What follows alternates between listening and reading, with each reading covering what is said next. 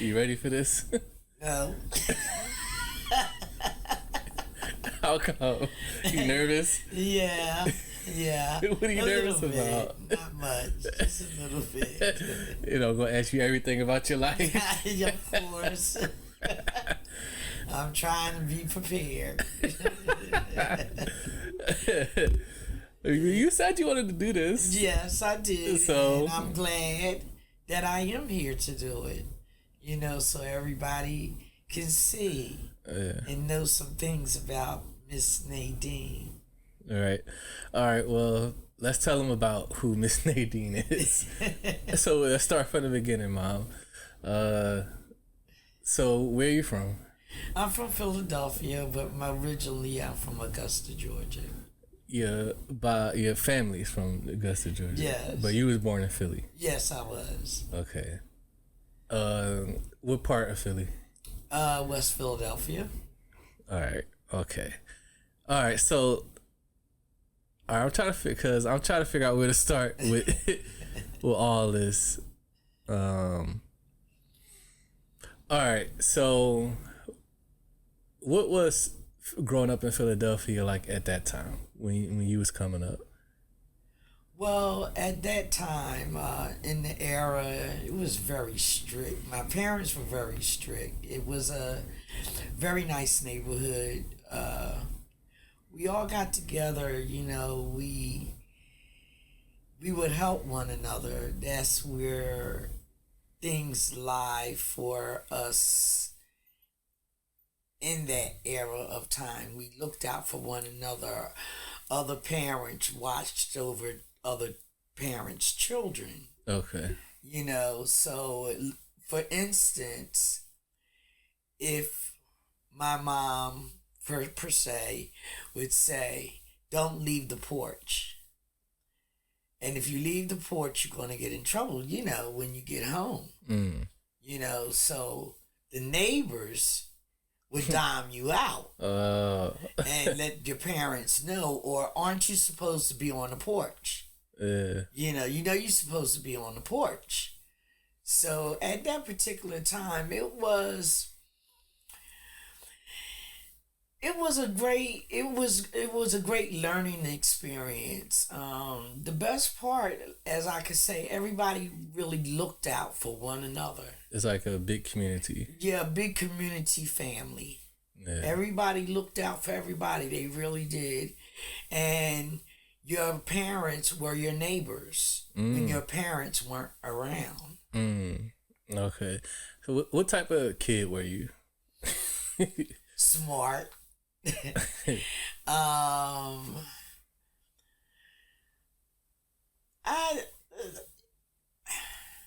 I was kind of quiet, but I was very inquisitive about things. You questioned a lot of stuff? I was very, very curious about life itself. And you could never get me to be quiet because I was always asking questions all the time. Okay. Literally all the time. I wanted to know. Was you one of the kids like, why? Well, why? Yes, yes, I was a why person. Yeah. Even I give you a little scenario right quick. One Sunday I went to church, and the pastor was reading some scriptures out of the Bible. So I had asked the pastor why. He said, you don't question the Lord's word. So I said, well, if you're the teacher of the Lord's word, why can't you tell me why? So I never forget it. So the answer was back to do not question the Lord's word. So I start getting a little doubt. So who are you for real? You know what I mean? Because if you're teaching the word of God, why can't you answer my questions? It's because you see that he has all the answers. Right, exactly. Because he's a teacher of the Bible. Yeah. So if you're the teacher of the Bible, you should be able to answer my questions. It's just like being in school. You know, you ask your teacher questions, she gives you answers. Right. So I thought he was a fake. I thought he was a fraud. Because he couldn't answer. Because he couldn't answer my questions. That did not stop my belief in God. Yeah, that's what I was about to ask you. Did that make you like not believe then? Oh no, no, not at all. But it was just certain things that I wanted to know, and he couldn't answer, and I really didn't like it. I called him a fake. Well, how old were you at that time? I was about 10. Question in the past. Yeah, I was about 10. Oh, yeah, wow. because my upbringing was very, very Christian, and I stayed in church. Yeah. I was on the choir. I was on the usher board. I was a junior Eastern Star. I was a brownie. I mean, I don't know what those are. well, a brownie's like a Girl Scout. What's the Eastern Star? Oh, an Eastern Star is an organization where it's somewhat like a secret organization, so to speak. Is it like for girls only? No. I was a junior Eastern Star. So you had like duties and stuff? Yeah, it was duties. When you would, I really can't explain it because it was so long ago. Oh, I was about to say, is that secretive? You can't talk about it? Dang. Yeah, but it was, my mother and my father, my father was a Mason and my mom was an Eastern Star. Okay. A full-fledged. So, I was going as a junior Eastern Star, but I really can't remember all of it because it's really been a long time. I know.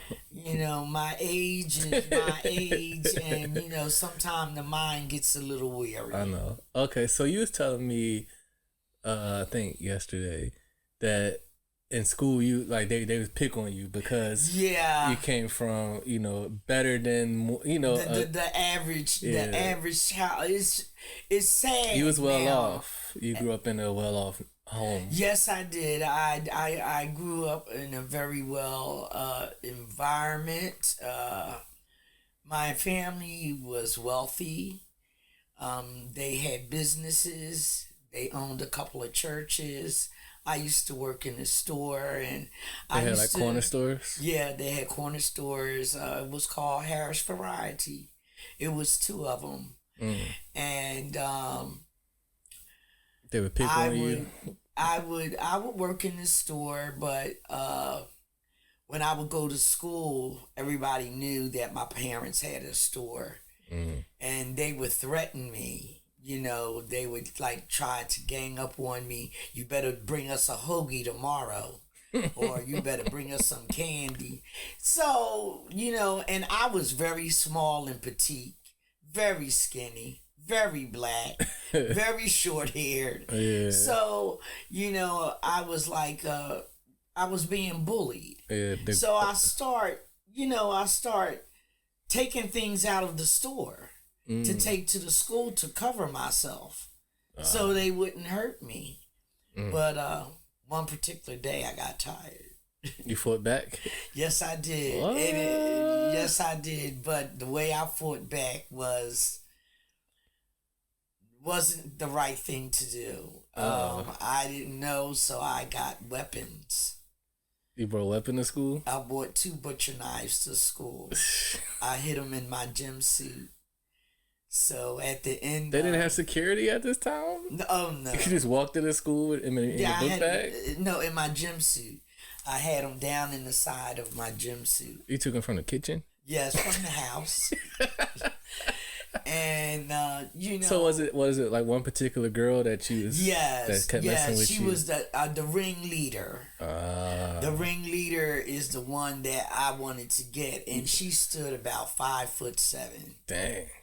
But she was very thin. Oh, she wasn't a big girl, but she was tall. You remember her name? Donna. Donna.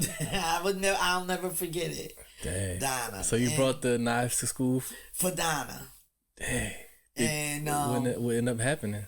Well, what I did was I cut last period.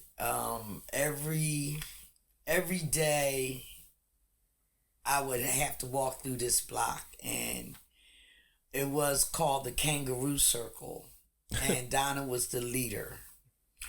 And they would push me from one person to the other,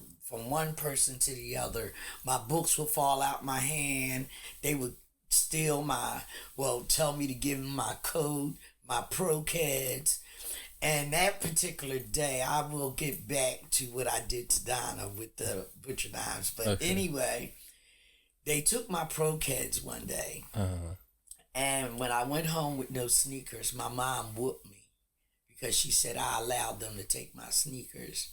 But I was trying to explain to her that it was a gang of them. She says, I don't care. Don't you know how much money it cost me for those sneakers? And at that time, pro-ceds were like Jordans today. All right. So this is like or 70s. Converses. So this is like the 70s, 60s, 70s. Yeah. Pro-ceds. And pro-ceds was the thing. Fred Astaire's platforms, maxi coats, and I had it all. Dang. So it was like they were jealous. They wanted what I had. And I couldn't fight them all. So they pushed you around the circle. Threw me around in the circle, back and forth from one person to the other. I got cut in the face with the newspaper wire. But I got tired of my mother whooping my butt every time I came home crying. Yeah. So I had to get the ringleader because everybody followed her. So, as I was saying, I had cut last period, which was my lunch period. I went on the block and I was waiting for school to get out, the same block that they always beat me on. They came down the block, her and her girls. So how many of the other girls? I say about 6. Dang. They all came down the block like they was all this and that. So I end up, Donna seeing me. She said, yeah, you got my money for today? I said, I ain't got no money today. So I took off my skirt and I had on my gym suit. So she clapped her hands 2 times and the girls got in the circle to do the same thing. And I was bold enough, but I was scared. I was really, really scared. And I said, I don't want to fight y'all. I want you, Donna. I want you. So that was the really wrongest thing to say. So I got in the circle with Donna. And I learned from TV how to trip a person watching karate. So I put my leg, when she came towards me, I ducked down. And when I stood up, I took my left leg and put it into her right leg, and she fell on her back and her head hit the concrete. Ooh. Then I jumped on top of her and I pulled out the butcher knives and I sliced her on each cheek. Oof. At that point in time, now all her girls were like coming up on you. No, all girls. They ran away. They were my friends then. They turned to be my friends because they got scared because of what I did to her. So they thought I was going to come after them next. So they start, how you doing, Nadine? when school, but I got in trouble. I bet. The police came. They put me in the police car, took me home to my parents. They was going to put me in a juvenile home for this that's assault that I did. So my mom and my dad, they end up paying all the medical bills for her to be stitched up. And mind you, she was lighter than you, son. Really? Oh. So she carried these scars for the rest of her life. Damn. So my mom, she whipped me after the police left. And then we had to go to court because the parents were suing us and everything. So that was one of the worst experiences I had. And with my parents, thank God that they were able to take care of medical bills in the lawsuit.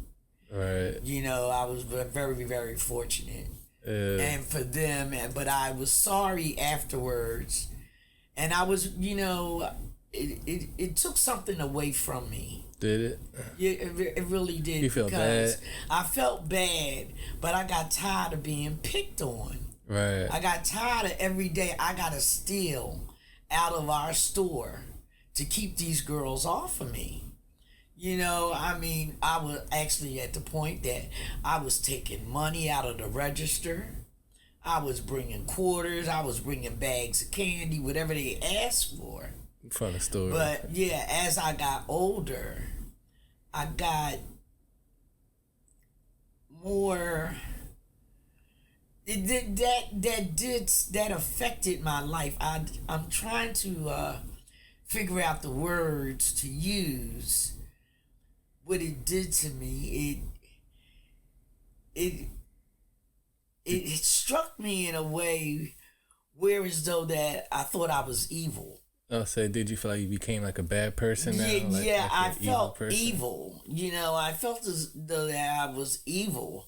You know, and then here I am, and when the church found out what I did, oh my gosh, that was, you know, then they start praying over me, and you know, saying that it was a demon inside of me. But what they failed to realize, I just got tired. Yeah, you got pushed to a point. Yeah, and I just couldn't take it anymore, you know? So, but, you know, I asked for forgiveness. I know I'm forgiven for it. But it was just something as growing up as a young adult. I mean, a young lady in junior high school. Wow. And matter of fact, it wasn't junior high school. It was middle school. That's middle school. So middle school. 7th, 8th grade. Right, exactly, middle school. What ended up happening to Donna? Did she? Donna was a member no more. She left the school. No, she had to come back to the school. She came back to the school about maybe about 3 weeks later with stitches in her face on both sides. Did she say anything to you? Did you say anything to her? Not one word. And everybody was looking at me like, why did you do that to her? She didn't deserve it. But everybody knew she was a bully. You know what I mean? In other words, I did not have to go that far. Well, I couldn't fight with my hands because I wasn't nothing but a sweet pea. Yeah, she's bigger than you. Yeah, I mean, you know, and then not so much as her being bigger than me, she had a group. Right. She wasn't alone. Yeah. I wouldn't have been afraid to tackle her on my own. I wouldn't have been afraid. If it wasn't for the other wasn't for the other girls. Even if she would have beat me, at least I knew I stood up to her. Right. You know? Wow. Yeah. Dang. Mm-hmm. Did you keep in contact with her like as y'all got older? No. Or was that it? No, that was a one-time thing. Did you ever run into her like years later? Yeah, I would no years later, no. No, okay. Because it was graduation time. Oh yeah, you know, I was in middle school. Yeah. So after I graduated, that was the end of that story. Dang. Mm-hmm. So you're adopted. Yes, I was adopted. So before I asked you about how you found out you was adopted, you was telling me that the reason why your foster parents or your adopted parents adopted you because your adopted mom couldn't have kids, and that's why they chose to adopt. They chose to adopt me. My foster parents did because my foster mother could not bear children. Right. So how did you find out that you was adopted? Wow. Well, one day it was a Caucasian man that would come to the house, and me and my foster parents and the white man. The white man. What was his name? Will sit at the dining room table. His name was Mr. Novak. I'll never forget him. And he was one of the workers? He was a social worker for the Department of Human Services. Okay. I found out. So, but what it was, he would come to my house every month, and we all would sit at the dining room table asking me questions like, how do you like your school? How do you like your mom and dad? And the questions didn't seem right to me because I never heard anyone ask a child at that point in time. I never heard someone ask a child, how are you getting along with your mother and father? That was every month. Well, how's everything going? And it struck me, and I was like, something's wrong here. So that was one sign. The second sign, anything that I ever asked for, they gave me, but I kept missing love. You didn't feel love. I couldn't feel love. Whatever. It seems like I was being bought, so to speak, through materialistic things, through money, through encyclopedias. They made sure that I stayed educated, very well educated. But now, mind you, folks, I'm older now, so things are a little crazy. So forgive me if I get a little confused. But so him asking me, and this one particular month he came, and I was at the table, and I said, "You're not my mother, and you're not my father." You just said that? I just came out and blurted it because I didn't feel it. Because I started, why does this man keep coming to this house? And I said, "You're not my mother and you're not my father. And I want my mother and I want my father." How old were you at that point? I was, if you can remember. I believe I was between the age of 6 and 8. That young? Yes. Because it was strangers that were coming. This is Nadine, but these strangers were my foster parents' family. Oh. And they start introducing me to their family. So that even made things more prevalent for me. They wouldn't say this is our daughter. No. They knew that I was adopted. In other words, what I'm saying is my foster parents' relatives knew that they adopted me.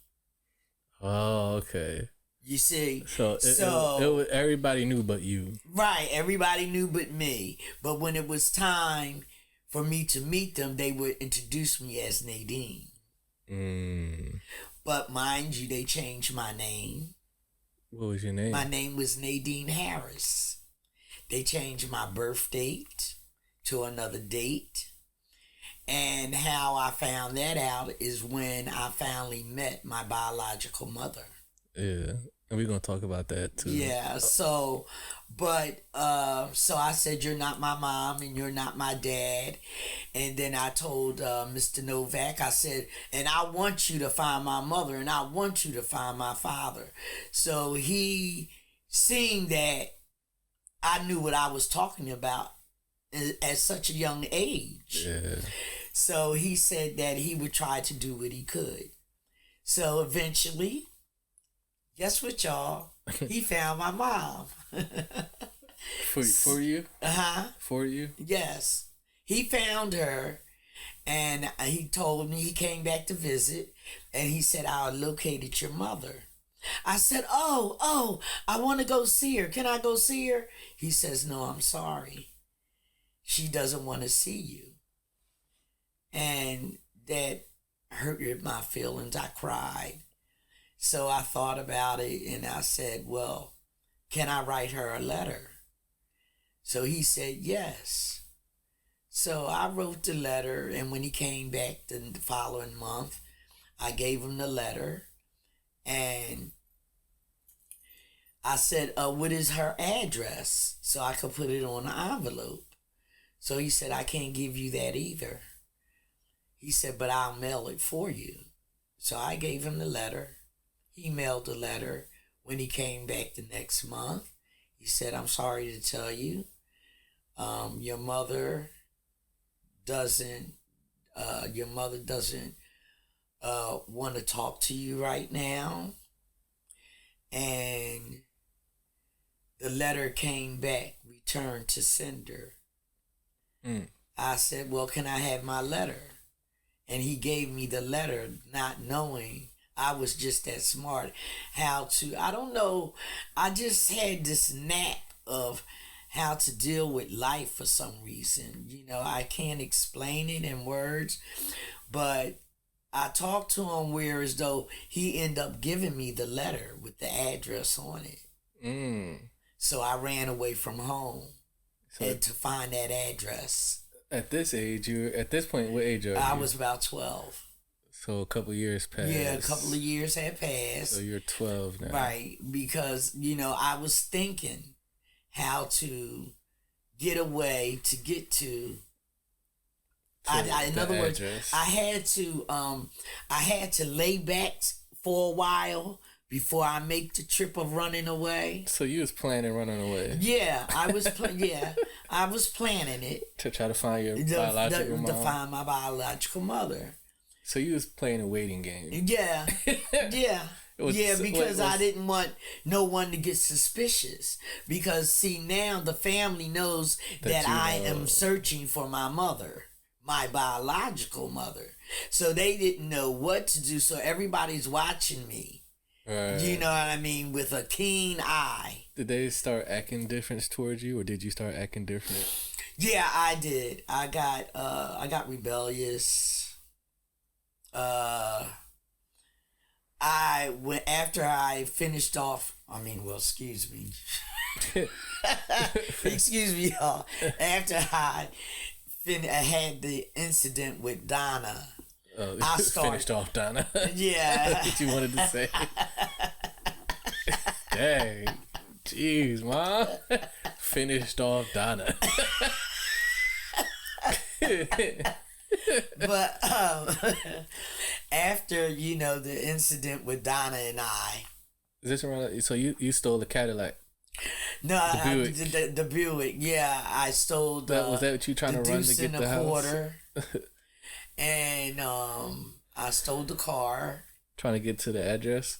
No. I did that. That was just the incident that I was just angry and mad and frustrated. To be so young, I had a lot on my mind, and I stole the car.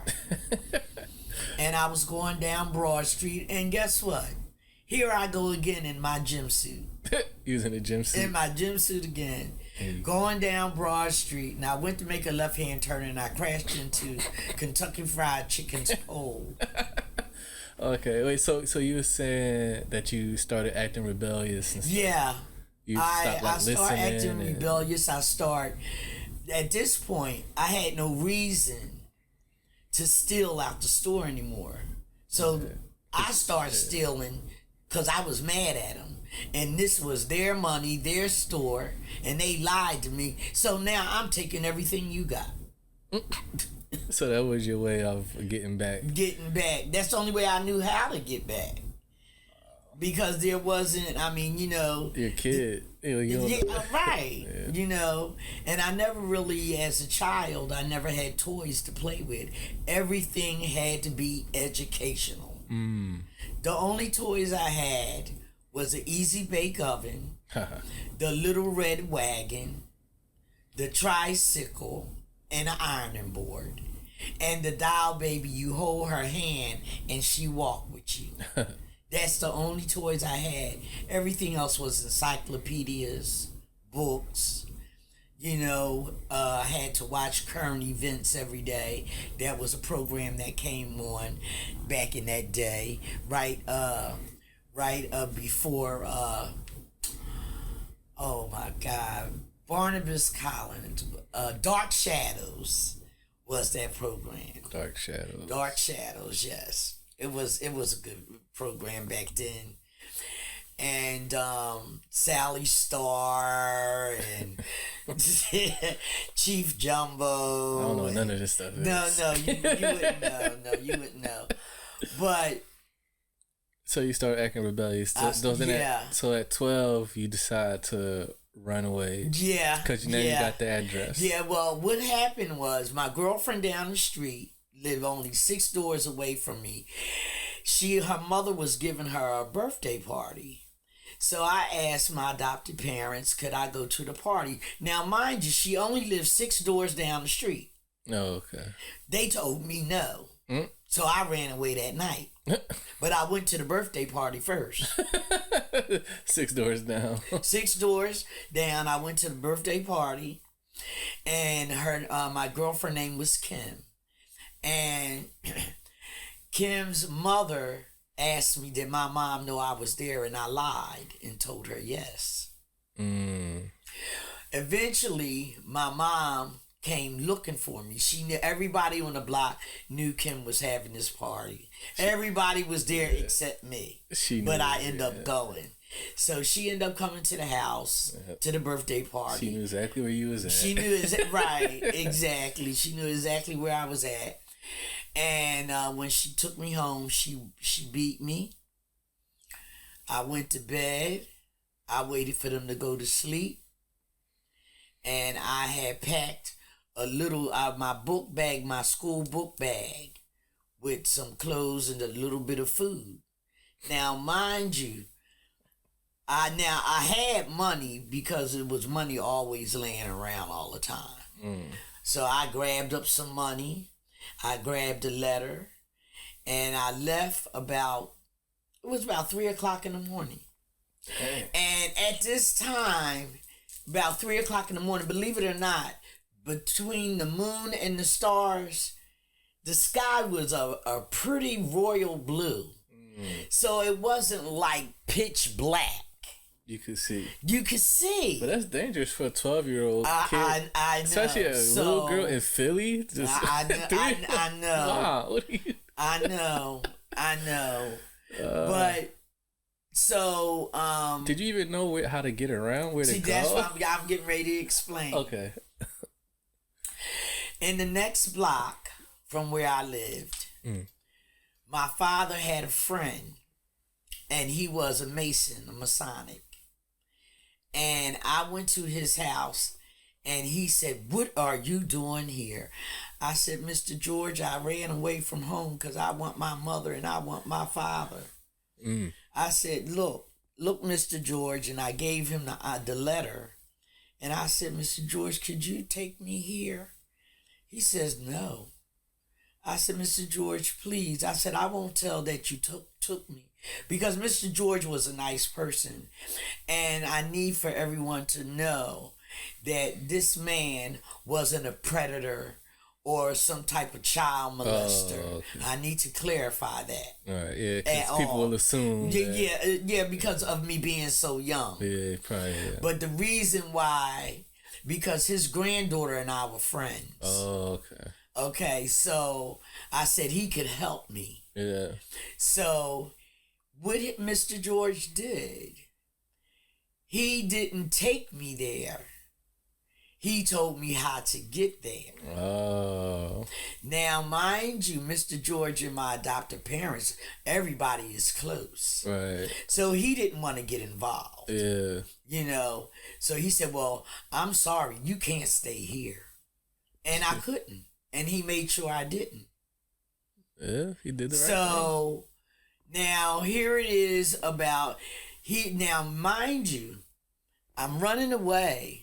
I'm not going to school. Okay.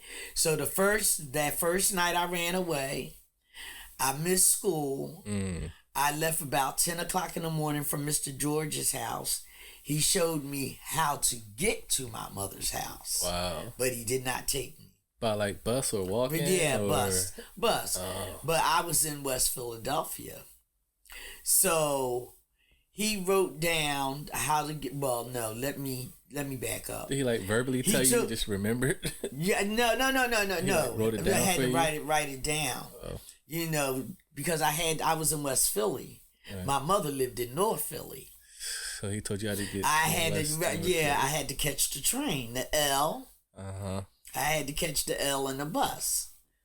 So this is what I did, and it's sad to say, but when I got to the address, I was at 33rd and Dolphin, and I knocked on the door,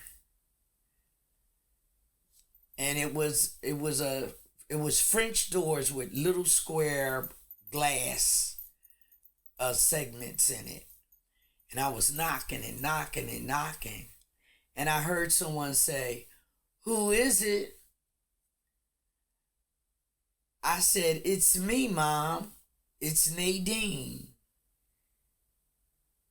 So she never came to the steps because she lived upstairs. Oh, so it's like from the ground. You know, from the ground, when you open up the door, you have to go up steps. So it's like an apartment building? Yeah. Yeah, matter of fact, yeah, exactly. Okay. And she was standing, I had opened up the door, and she was standing on the top of the steps. So you could see her? I could see her. Wow. I could see her, she could see me. But she was dark, but I could visualize. Yeah. And I said, "I come to find out why you give me away." She said, "I have no answers for you, and you need to go back where you came from." So at this point, the police are looking for me. Cops are looking for me. They figured out that I ran away to my mom. Mr. George never concealed what he did. I mean, he never told what he did because my adopted father probably would have killed him. Yeah. You see? I mean, you know, and not only that, he probably would have pressed some type of charges where Mr. George would have went to jail. Right. Back then, you know, you could call the police. The children can call the police, but they ain't going to do nothing but let the parents whoop your ass for calling them again. Excuse my expression. That's all right. Wow. And so I end up, they never caught me yet, though. Now, by this time, it's about 3:00 in the afternoon. So I left from my mother's house and end up, I meant to tell you all that in the process of Mr. Novak coming out to see me, my timeline is a little off. I remember bits and pieces as I speak. I had met my biological sister and my grandmother. So after I left my mother's house, I ran away from there to my grandmother's house where my sister lived. So this is the same day? This is all in the same day. Yes. So this is all in the same day. And what made it easy for me to get to my grandmother's house, it was the one bus that go right around the corner from where she lived at the end of the 61 bus. So you leave 3 a.m. Yeah. Go to Mr. George. Yeah, Mr. George. Mr. George tells you how to get to North Philly. North Philly. To where your biological mom is. Right. She said, "I don't know why you came here. You need to go back where you came from." You leave from there and you find your grandmother, your grandma. Yeah. And Ashura, your biological That's my sister. That's right. So how did you know where she lives? Because Mr. Novak, that's why I'm saying thank you for mine. Okay. Mr. Novak took me out there for a visit. To your grandma? To my grandmom so I could meet my biological sister. Oh. And I asked, could I live with them? So Mr. Novak had said, well, I have to talk to, Miss Rebecca Liley and see, if she'll have you. But that's your grandma's name, Rebecca. Rebecca. Rebecca Calhoun Liley. That's your she grandmother. Was married, yeah. Oh, okay. And no, she was my that was my step grandmother. Oh. My grandmother, my biological grandmother, had passed at that time. Oh, she was deceased at that time. And your grandfather remarried. Right, exactly. Okay. So he was telling me that if I do go out there, if they do let me come, it would be on trial basis. What that mean? I could stay for 30 days to see how I get along with the family. Oh. If I got along with them and they were willing to have me, I could move with my biological sibling and grandmother. Oh, okay. So you found out that you had a sister while you were still living with the Harris family, your adopted parents. Yes. Okay. Yes, I did. No, I did not. No, I did not. I didn't find out until, well, see, that's where the timeline is confusing for me, because I'm trying to figure out how Mr. Novak took me to my grandmother's house. Where was I living at that time? I was not living with my adopted parents anymore. They had eventually, after I had ran away to my grandmom's, right, that's when they caught up with me. And they had put me in another foster home in Germantown. Okay. Right. So at this time, I had begged, the parents, that the foster family that I was living with, could they please try to make arrangements for me so I can go back and visit my sister. Right. I wanted to go because that was the only one who didn't turn their back on me. Yeah. My father was dead. My father was deceased. Your biological dad. My biological father. Matter of fact, he got killed. And my mother, well, eventually, me and my mother did get together. Like I said, it is a rotating circle that goes back and forth. All right, wait. So let's try to see if we can figure it out. Yeah, make it make sense. So you find Aunt Cheryl, your sister, and your step grandmother, and your grandfather, or was it just your step grandmother? No, it's just my step grandmother and my sister. And I'm sure. Right. So when my grandfather was deceased just as well. Oh, okay. So at that point, so you said this was all on the same day?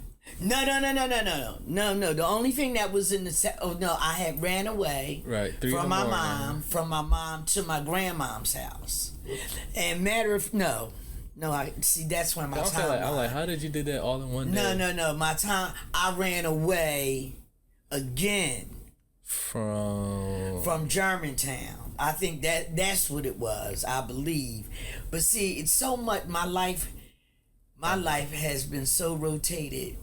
I remember everything, but my timeline is not good. So after your biological mom tell you need to go back where you came from. Right. The police were looking up. I got on the 61 bus, but I met my grandmother, step grandmother, and my sister before. Right. So you knew where they. Yeah, I knew where they were. Okay. So, right there on 33rd Street was the 61 bus. All I had to do was go to the end of the line and get off and walk around the corner. Okay. Dang. So. And then once I got there, that's when they called the Mr. Novak and they came and brought you back. And came and brought me back and everything, but I couldn't go back to my adopted family. They put me in another foster home. Okay. And just to say, if I had to do it all over again, I would. Wow. because I thought they were very mean, especially after keeping a big secret like that they weren't my mother and my father. That really hurted me. And it hurted me even more when my mother told me to go back where I came from. So I am a child I was a child who had abandonment issues. I had abandonment issues very, very bad. Because every door that I opened closed. And I couldn't understand how my own flesh and blood could just throw me away like a rag doll. Right. And that's the next thing I want to get into. So you get involved in the foster care system. Yes. So you're going all the way up until I was 18. So how many foster homes would you say you've been in? Okay, let me see. Throughout your teenage years. 2, 3, 4. 4 foster homes. 4 foster homes. The first one I stayed 13 years, and the other 3 were divided into the 5 years till I got 18. So what's being in a foster home like?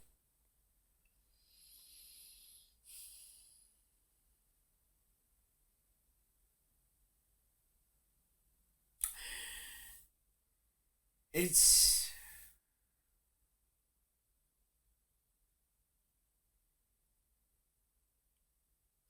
was a place where I felt as though I was a child that wasn't wanted. And it was people that wanted children. You know, and sometimes, you know, you run into a good family, sometimes you don't. But fortunately, every family that I had was involved with, they were good to me, I must say. They were good to me. So, like, inside the foster home, is it like a group of kids just waiting to get, like, a foster parent? No, they were the foster parents. Oh, okay. See, when you go into a foster home, they become your parents. Oh, I'm thinking like it's a building. With kids no. I see, waiting in line or waiting for somebody to come and adopt or take them. No, it wasn't like that. So you went to another home. I went to another home. Oh, okay. I was in 4 different homes. Over my life. Your teenage years. Yeah. You said through age 18. 18. Mm-hmm. From 13. No, 12? From 1. Oh yeah, that's right. My adopted family adopted me. I was 1 year old. That's right. I've been in the system since I was a child. Matter of fact, since I was born. Because when I was born, my mother, they said that my mother wasn't able to take care of me. So they put me in the system right away, right after I was born. Okay, so you're pretty much like just going through your teenage years. Are you still like going to school and just being a regular Yes, kid? I was being regular, but I did have a disposition of not doing the right thing. Like I said, it changed me. You came, dealing with going to so many different schools. I was moving all the time. Yeah. You know, so I would hang out with the hangout crowd and get in trouble. So you got involved into the wrong crowd. I certainly did. You going out partying and staying out late, doing stuff like that? It wasn't so much as going out partying. That's something that I was afraid to do with my foster sisters. They were good at it. I was afraid to do that. Okay. But what I did my dirt after I got out of school. Oh, okay. After school was over, because that's one thing that I did learn from my adopted parents. Education was the key. Yeah. And that was the key for me. And I loved it that. And I was always inquisitive and curious about life and how things worked and everything like that. So I was a straight A student all the way through school. Okay. Who was your first boyfriend? His name was Kevin Armstead. Okay. And I had a baby by him. All right. And I was 17, y'all. 17? 17. When you had your first baby? I had a daughter at 17. She passed away of crib death the day she turned a month old. Olivia. Mm-hmm. Okay, wait. So she was born May 28th, 1977, and she passed June 28th, 1977. Dang. So how you and Kevin meet? In school? He was just another student. How did Kevin and I meet? How did we meet? Oh no, I'm sorry. I have to back up. Thankfully, because you're bringing memories back. My first boyfriend, his name was Howard. Howard. Yes, they called him Country, and he was 5 years older than I. Dang. Oh, And see? Yeah, but Country was a professional roller skater at that time. I don't know. You don't know about the roller derby, but once people see this, they'll know what the roller derby was. We would go. He was a roller derby skater at the roller derby rink on 46 and Market Street, and I met him at skating. That's how I met him. He had this big afro. Him and his brother name was Tony. And him and Tony were the best professional skaters. And he had these big, pretty, white, pearly teeth. He had a big afro. He was dark complected. I mean, and he was the sweetest thing. And he liked me. And I thought I thought it was a joke. He approached you? Yeah. But why you thought he was joking? Because I'm like, what he want with me? Because mind you, I'm still not 100% a mature young lady. You're small and petite. Yeah, I'm small. I'm He's petite. Older. I'm wearing. I'm barely got any hips, any breasts, but he did not. I did notice he talked to me, but I was as we met, as we were seeing each other. I told him my history about being adopted and all that, right? And I think when I told him that, he even got closer to me. But we never had sex until I was of age. Wow. And my adopted father met him, Mr. Presley, and he wanted to marry me. Howard, yeah, Country. He wanted to marry me, and my foster father said to him, he said, sure, you can marry her, but you gotta wait till she finished school. What? So how old was you when you met Howard? I was... Because you met Kevin at 17. I met Kevin at 16. I met Howard at 12. Wait, what? Howard was... What? Wait, what? See, it's like I said, it goes back and forth because so he had to be 17, right? He just had graduated from high school, and you was 12. I was 12 or 13. Now let's say 13. Jeez. I mean, I was somewhere between 13 and 15. God. Somewhere between there. But I didn't have sexual relations with him until I was 16 years old. Wow. So we stayed together, but my foster father told him yes, he could marry me, but I had to finish school first. So obviously y'all didn't get married. So what happened? Y'all broke up or something? Yes. He had proposed to me. He had a ring and everything. What? And he couldn't wait any longer. He told my father, he says, I've been respectful to Nadine, And I can't, she only has one more year of high school to do to graduate. And why can't we get married? And I was telling Howard, I says, look, you only got one more year. We only got one more year. Just one more year is left. And he couldn't wait. He waited for 4 consecutive straight years. Wow. For me. And I don't understand why. I mean, I guess his feelings got involved. And, as I got older, as I was growing older, he was growing older too. Right. So you have to recognize that just as well. Yeah, the age difference. Right. So, but no, we never got married. Dang. No. So he just left. Dang. And he went. He start misbehaving. Back then, people were doing something called purple haze. He started drinking and taking purple haze.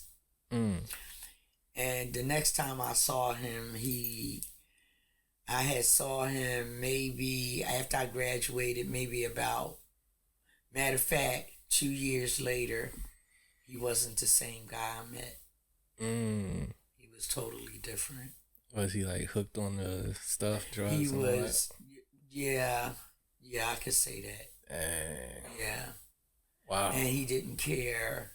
He didn't care about anything. And it hurted me. It really did. Did you feel like you caused that? Did you like blame yourself? No, I blamed my foster father for making him wait. Yeah. Dang. Okay, so probably within the next year you meet Kevin. Right. Okay. Now This is interesting. Yeah. So was Kevin also older than you, or was y'all around the no, same we ran around. He had me by 3 years.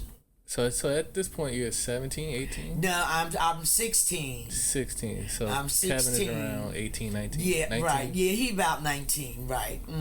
So he's graduated high school. Yes. He was in the military.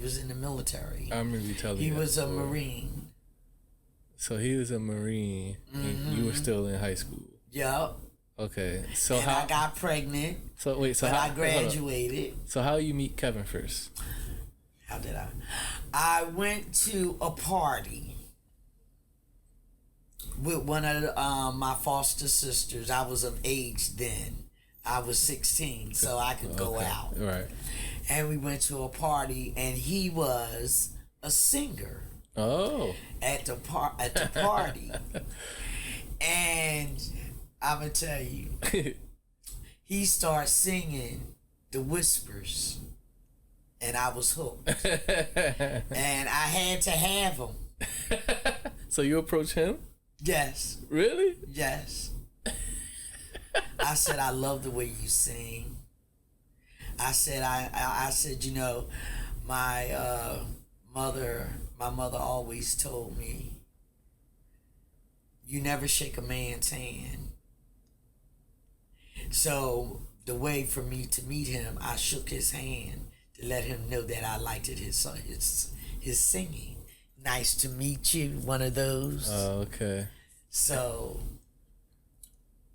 what did he say? Did he say, "Oh, thank you very much"? Yeah, he said thank you. He smiled. He was tall. He was gorgeous. And how we end up getting together, he had a car. So I said, I can't stay. He wanted to talk to me after the party was over. And I said I couldn't stay. Because I had to get back home. We had curfew. Oh, okay. You know what I mean? We had curfew. So he was saying, well, I'll drive y'all home. So we got in the car. We drove to my home. Did you sit in the passenger seat? Huh? Did you sit in the passenger seat? Yes, I seat? did. I certainly did. And my sister sat in the back. And what made it so great was when we got to my house, My sister got my foster sister got out the car and went in the house and said Nadine's outside sitting in the car talking to the singer from the party. So my foster parents at that time, they allowed me to sit in the car and talk to him, and then they wanted to meet him. Not that night. We would talk over the phone after that initial visit. Okay. So he wanted to come and visit. And he said, Can I come and visit you? I said, I gotta ask my mom and dad. So I asked them, they said, sure, we would love to meet him. And they take him to him. They really liked him and everything, and they trusted him with me. And I had relations with him, and I got pregnant, and then he went into the military. They called him to come into the military. Wow. So I was pregnant while he was at the service. So when it was time for me to have the baby, he was in Germany at that time. Damn. So they paid for him to come to Philly. Oh, wow. For me to have the baby, to stay with me, to have the baby and everything. Wow. They gave him time off of leave. They paid for him to, come from Germany back to Philadelphia for the birth of his child and everything like that, which was great. But before then, when I told him I was pregnant, because we had relations and I got pregnant. What was the reaction? He said, it ain't my baby. I said, you the only one I've been with. It ain't my baby, because by him being gone, to him it's like, it's no way. I'm not here. But I was celibate after him. I wasn't messing with nobody. He didn't believe it. This is my first child. I'm 17 years old. So, he said it wasn't his, because I guess how him and I met, I guess he thought I probably was going to meet somebody else when he went into service, but we were still in contact with one another. Y'all still talking? Yeah, talking over the phone while he was in the service, yes. So, he came, and I had the baby and everything. She weighed 8 pounds, 11 ounces. Wait, so pause real quick. Sure. So 17, you get pregnant. What was your mindset? Was you ready? Was you like was you scared, nervous? Because you're young yourself, yeah. Like, what was your reaction? No, I wasn't, and I'm gonna tell you why. Number one, I have a child. I look back at my life, and what happened is that I'm gonna have this baby because nobody's going to take my baby away from me. And I'm not giving my baby up like I was giving up. So it was very easy for me to have this child. I see. And I praised her so much, the Lord took her away from me. Always remember in life, son, God is a jealous God. He does not... Anything that you treasure or you what's the word I'm looking for? Anything that you put before God and like you treasure it, He will take it away from you. You will lose it in one way or another. And after I had Olivia, Kevin came back, and he would come down the street with a case of diapers on one shoulder and a case of carnation milk on the other. Oh my God. And my foster parents loved him to death. He was a good father for that 1 month. But when he went back to the military after his leave, she died. And I had to let him know. And the first thing came out of his mouth was, "What did you do?" And I said it's an unexplainable death. She died of crib death. And the thing about it, I dreamt her death the night before she died. What? So I actually dreamt it, and it happened just the way I dreamt it. What happened was I had washed her up and everything and got her ready for bed. This was about 11 o'clock at night, about 10 o'clock at night. I don't know if you are familiar with the bar signs that light up in neon lights. You know how a bar has a sign said Budweiser and neon lights. Okay. Yeah. Well, in neon lights in the color of yellow. After I bathed her, fed her, put her in her crib, I said, when it's time for her next feeding, I'll be woke, and she'll be woke. So I slept when she slept. So I was waiting for her to wake, but in my dream, I was dreaming as I was sleeping, and she was already asleep. And I would, in my dream, the 2 words said crib death and yellow neon lights flashing on and off. And you crib death, crib death, crib death, crib death. And I didn't pay it no mind, so I woke up and I looked over in the bassinet, and she was okay.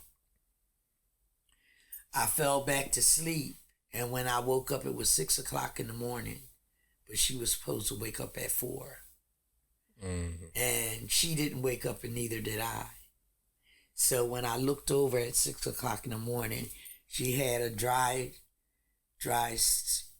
spout of blood out her nose, and she was ice cold. Then I tried to commit suicide. I started screaming that my baby is dead, my baby is dead. And I went out on the roof to jump. And one of my girlfriends that lived across the street happened to be sweeping the sidewalk in front of her mother's house. And she seen me on the roof getting ready to jump. And she said, Nadine, she screamed, please don't jump, please don't jump. That's when my foster parents realized that I was trying to hurt myself. When I start screaming, my baby's dead, my baby's dead, I ran straight to the roof. And couldn't nobody, they tried to talk me down, but the only one that could talk me down was Brochure. And that was my girlfriend across the street. And they took me to a mental hospital, to see, what mental damage, because I was trying to hurt myself, Right. And after that was a life-changing experience. I bet. I can imagine. That's emotional. Yeah, That's heavy. And you were 17? So I know you said when you told Kevin, he blamed you Yeah. He did come. They let him out again. He came back. The military paid for all our services. Okay. Funeral, burial, everything. Was he distraught? Yes. Matter of fact, Kevin lost his mind. So that really both impacted both of y'all. It really messed him up. He couldn't even serve anymore. Dang. He had to be discharged. That was his first child, just as well as my first child. And it really impacted my life, because I was like, I got a baby and can't nobody take my child away from me. All right. Because how I was brought up. Yeah. So I wasn't going to let that happen to mine.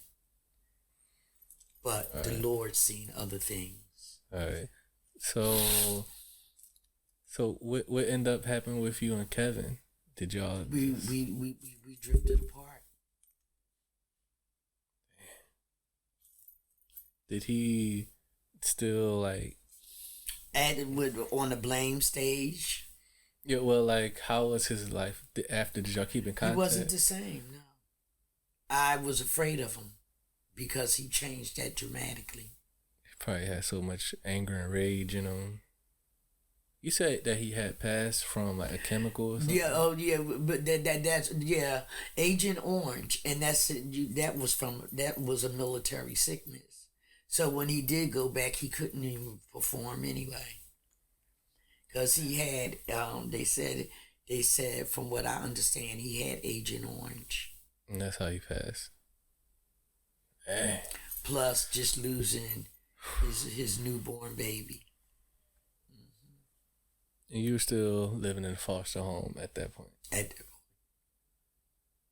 Man, that is heavy, Mom. Yeah, it's yeah. Man. Your mother has been through a lot, son. See, I have been through a lot, and that's why, when y'all came along, my whole life had changed. When you and your sister came about, my whole life changed. Yeah, and that's the next part I'm gonna get into. Wait, so I know you said, like, just to backtrack a little bit, when you was, younger, living with your first foster family, the Harrises, what did you have like dreams or like goals? What did you want to be as a kid? Like it's so much. Let me tell you. First, I wanted to be a teacher. Oh, really? Okay. I wanted to be a teacher, a lawyer, a psychiatrist, a judge, and I wanted to be married. And that, just like that? In that order. Wow. And at this time, my mother is back in my life. My real mother, my biological mother, is back in my life at this time now. Okay. All right. So let's start there. And I told her and I, we had started communicating, getting to know each other, because I end up going to live with my sister. Oh, you did? And yeah, after my daughter deceased, I was becoming 18. All right. So you go back to your real mom, biological mom. Right. I didn't go to her. She was at that time. Now these years had passed. She was living with my grandmother, my step grandmother, and my sister. Oh, okay. So everybody was in the house at my step grandmother's house. So when I went, the system allowed me to stay because I was getting ready to turn 18. Oh, okay. But before I could get 18, my step grandmother was poisoning my sister's mind. We don't know where she come from. She's a bad influence on you. And nobody knows me, and I don't know them. So my step grandmother assumed. You was a troublemaker. Right, exactly. I was no good and everything. So I end up leaving. I had to leave. But then when I did turn 18, from there I went into a home called Friendship Shelter for Girls out in Westchester. And I went to Cheney State College for 2 years out there. Okay. So the place went bankrupt, and then I ended up getting my own place. Oh, your first time living on your own? So at this point, you can graduate high school and all that. Yeah. So you like working? Yeah, matter of fact, my first job was a telemarketer. I was a telemarketer, and then I worked it was a place that just sold donuts. It's not like a Dunkin' Donuts. Back then, it was a store that just sold donuts. It really did. Matter of fact, it really didn't have a name but donuts. Okay. And I've been saving money all along because I come from money. So I always had money. And I got my first apartment. Where was this, in West Philly? No. Westchester? No, it was down in North Philadelphia. Richard Allen. Oh, Richard Allen homes. Well, they wasn't how they look now. No, not at all. No, Richard Allen home. That was my first. That was my first apartment. Wow. Yep. So you're, what, 18, 19? Mm-hmm. Own apartment, got your job. Yeah. Mm-hmm. You have a car? No. No car yet? No. Okay. No car. So you go back to your grandmom's, well, your step grandmom in Ashiro. Right. So you say y'all started having a talking relationship at that point. Yes, me and my mother. Yes, we did. How did that, how was that? Was it? It was weird because I asked her. She was I don't know exactly, but she changed, and she said, well, but she said it in a real strong way. She said, well, you want to know? You want to know? Like that. I said, I want to know who my father was. I want to know why you gave me away. I just laid it down on her. She said, okay, I'm going to tell you. And she did. Was you ready for that? No, but I needed to know. And she gave me all the answers I wanted. And the answers that she gave me, I didn't want to believe it, but it was true. I didn't want to accept what she was telling me. But so what did she say? Oh God, why did you go here?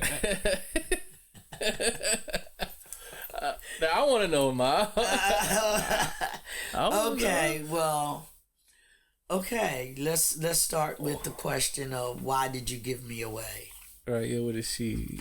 Her response is that my step grandmother would not allow her to bring a baby into the house. Okay, wait. Okay, this makes sense now because you're the oldest. That's right. So I was first born. First Aunt Cheryl, then Andrew came later. I was first. You was Aunt first. Cheryl. Second. Olivia. No, I'm talking about your mom's kids. Huh? I'm talking about Olivia. I had a sister named Olivia. That's how I named my daughter after. Wait, what? I named my daughter after my sister. So it was 4 of y'all? Yes. Me, Cheryl, Olivia, and Andrew. I guess we gotta talk about Olivia because I don't hear. No, you don't hear much about her because she got killed. Oh. She was 6 years old and she got hit by a Mack truck, 18-wheeler. She was 6 years old. Her and my sister were out trick-or-treating. Aunt Cheryl? Uh-huh. And they was crossing Main Street and my sister Olivia pulled away from Aunt Cheryl and ran out in the street, and a Mack truck was coming down Main Street and hit her. Killed her instantly. But you wasn't around at that time. No, This is something they told you later. They told me, right? I wasn't around. Okay, so you were the oldest. Mm-hmm. Aunt Cheryl, Olivia. And I couldn't understand why I was given away and my sister wasn't given away because they fought to keep her. What's the age difference between you and Aunt Cheryl? 14 months. A little more than a year. Mm-hmm. Okay, all right. So go ahead, continue. So I'm sorry, because I like the Olivia thing threw me off. Yeah. Okay. So the question was, why did you give me away? Yeah. And she said you were her first child. Oh, that's right.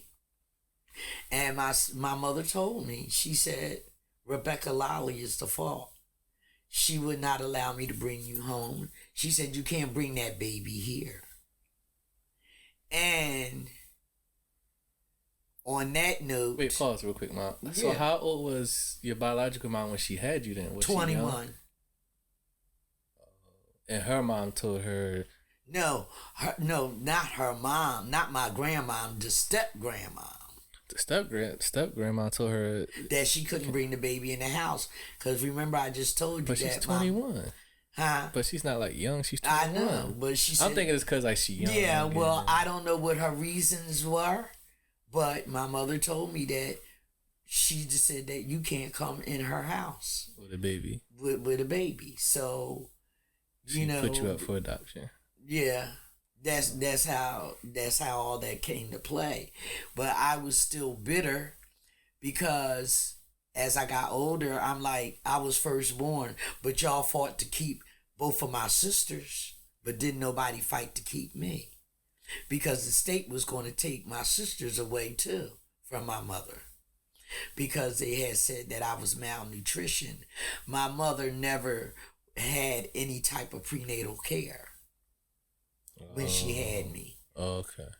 Okay, so they said, we're going to take her, or you got to have somewhere, to take your daughter.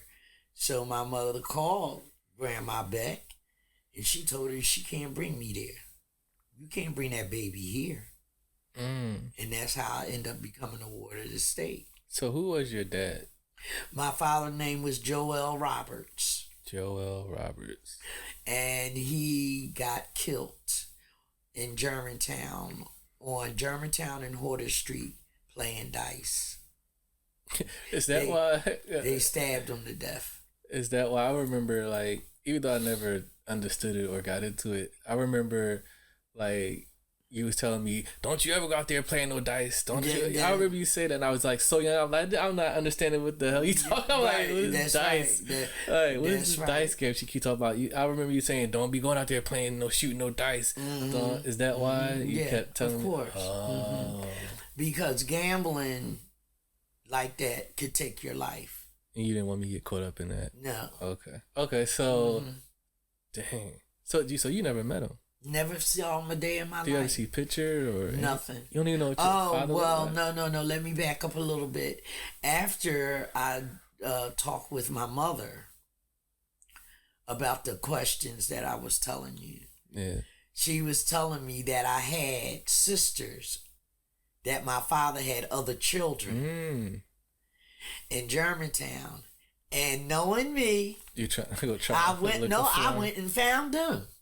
You have sisters? Yeah, I have sisters, but they were trying to act like, and I knew they were my sisters. I tracked them down. How I did it, I can't remember at this point. But I end up knocking on this door behind Germantown Hospital, and the lady came to the door, looked just like me. Wow. Just like me. So I knew she was my sister. I said, my name is Nadine. And I said, I am the daughter of Joel Roberts, and I'm looking for my sisters. Oh, no one lives here by that name. Because I guess because my father left my mother with all of us. My father left my mother with all of us. It started like a new family. That's how you had to have sisters. Right, So how many half sisters was it? I can't tell you because they never let me in. That's the furthest I got. Just seeing that one lady. That one lady looked just like you. Yeah. Did she look older, younger, same age? She was older. Older. Hey, what did you know anything about your dad? Like, was he working man? Was he a hustler or pimp or something? No, yeah. Matter of fact, like, my mother street guy. No, my mother did tell me my father was a pimp. He was a pimp. He bought my mother a house. He had another house across the street for him and his lady. My mother was barefooted, stayed barefoot and pregnant, and she would clean my father's clothes. He would come pick up clothes across the street. My mother was, she wasn't the quote, what word I want to use? Like a housewife, traditional. No. I'm trying to put it cleaner. She wasn't a prostitute. Oh, okay. She was the one that was having the babies. And then he had another house where he ran the prostitution thing. Right, exactly. Wow. So she was like his main girl. Right. And he had all the other girls working for him. Right. Dang.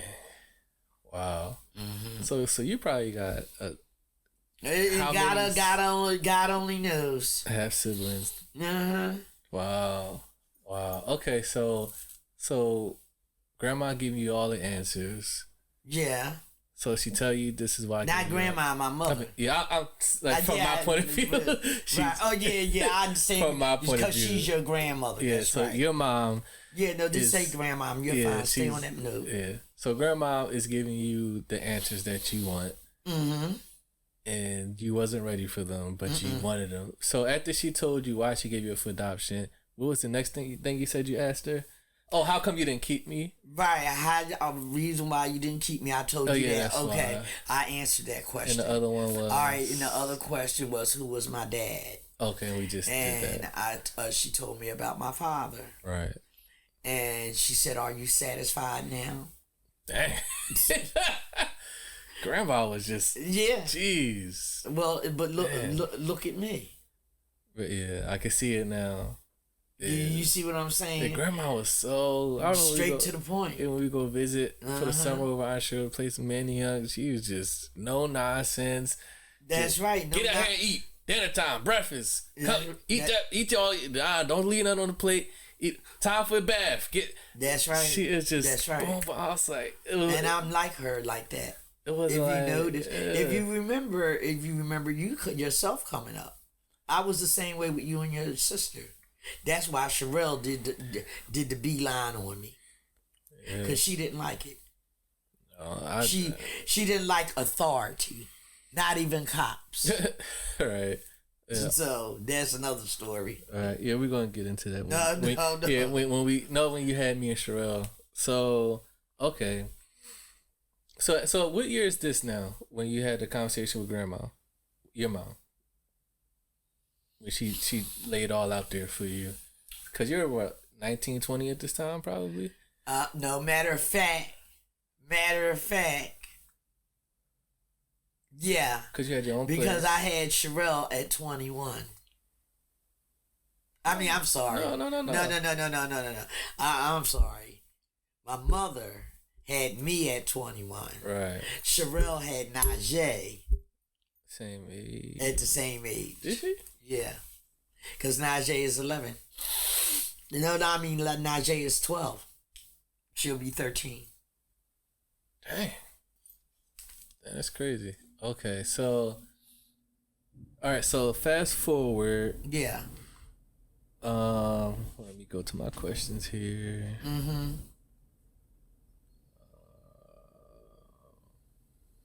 Wait, so your daughter Olivia was born in 77? My daughter was born in 77. So she would have been 46. Dang. So me and Cheryl would have had a big sister. Sure would. 46 years old. Dang. Wow. Okay.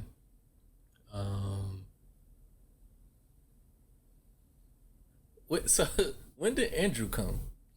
My mother had him at 44. Same guy? No, that was a different man. He's the only one. So Andrew has a different dad. The only one that has a different dad is my brother. Andrew was born in what year? Andrew was born in 79. 79. Dang. Because you 59. Cheryl is what? No, Andrew, I'm 20 years older than Andrew. You're born in 1959. 59. Cheryl was born in what? 61. Then Andrew was born in 1979. Y'all 20 years apart, you and Andrew? Yeah. Uh-huh. Jeez, okay. All right, let me see where I'm at. Okay, so I guess we can speed up to the time where you're. Oh Lord. So I'm assuming that up in time, the time between that, you and I met your father. Yes, you meet dad somehow. So wait, so before we get to that, in between that, you were just living regular life, just going to work. Yeah, just living a normal life. Okay. And I still was distant from my family. Did you feel like no one really cared, wanted you and loved you? Yes. And yeah. Cause it seemed like you was just fighting. I was a loner. All my life. I want to be close with I y'all, wanted but to, nobody. But it seems like nobody wants me. You hit that right on the head. You hit the nail right on the head. And then like you dealt with two big losses so early on in your life with your daughter, and even though you didn't meet your sister. My sister, and then by me going through what I went through with my mother, what I went through with my grandmother, my step grandmother. Of course, it was. Yeah. But I'm here today. Yeah, you are. With the grace of the good Lord. Yes, I am. All right. How did you meet Dad? I met your father at a club called the Cadillac Lounge. Out in Manioc. Out in Roxborough. And hold on.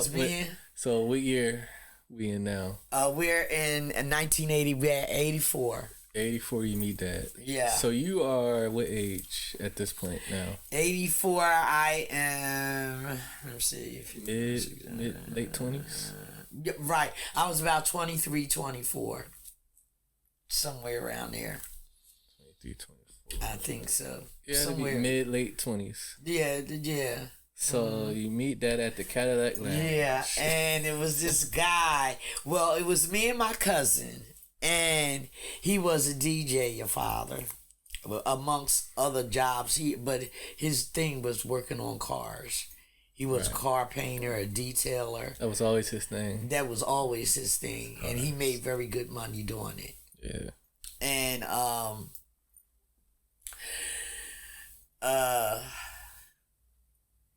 well, me and my cousin, we went to the Cadillac Lounge.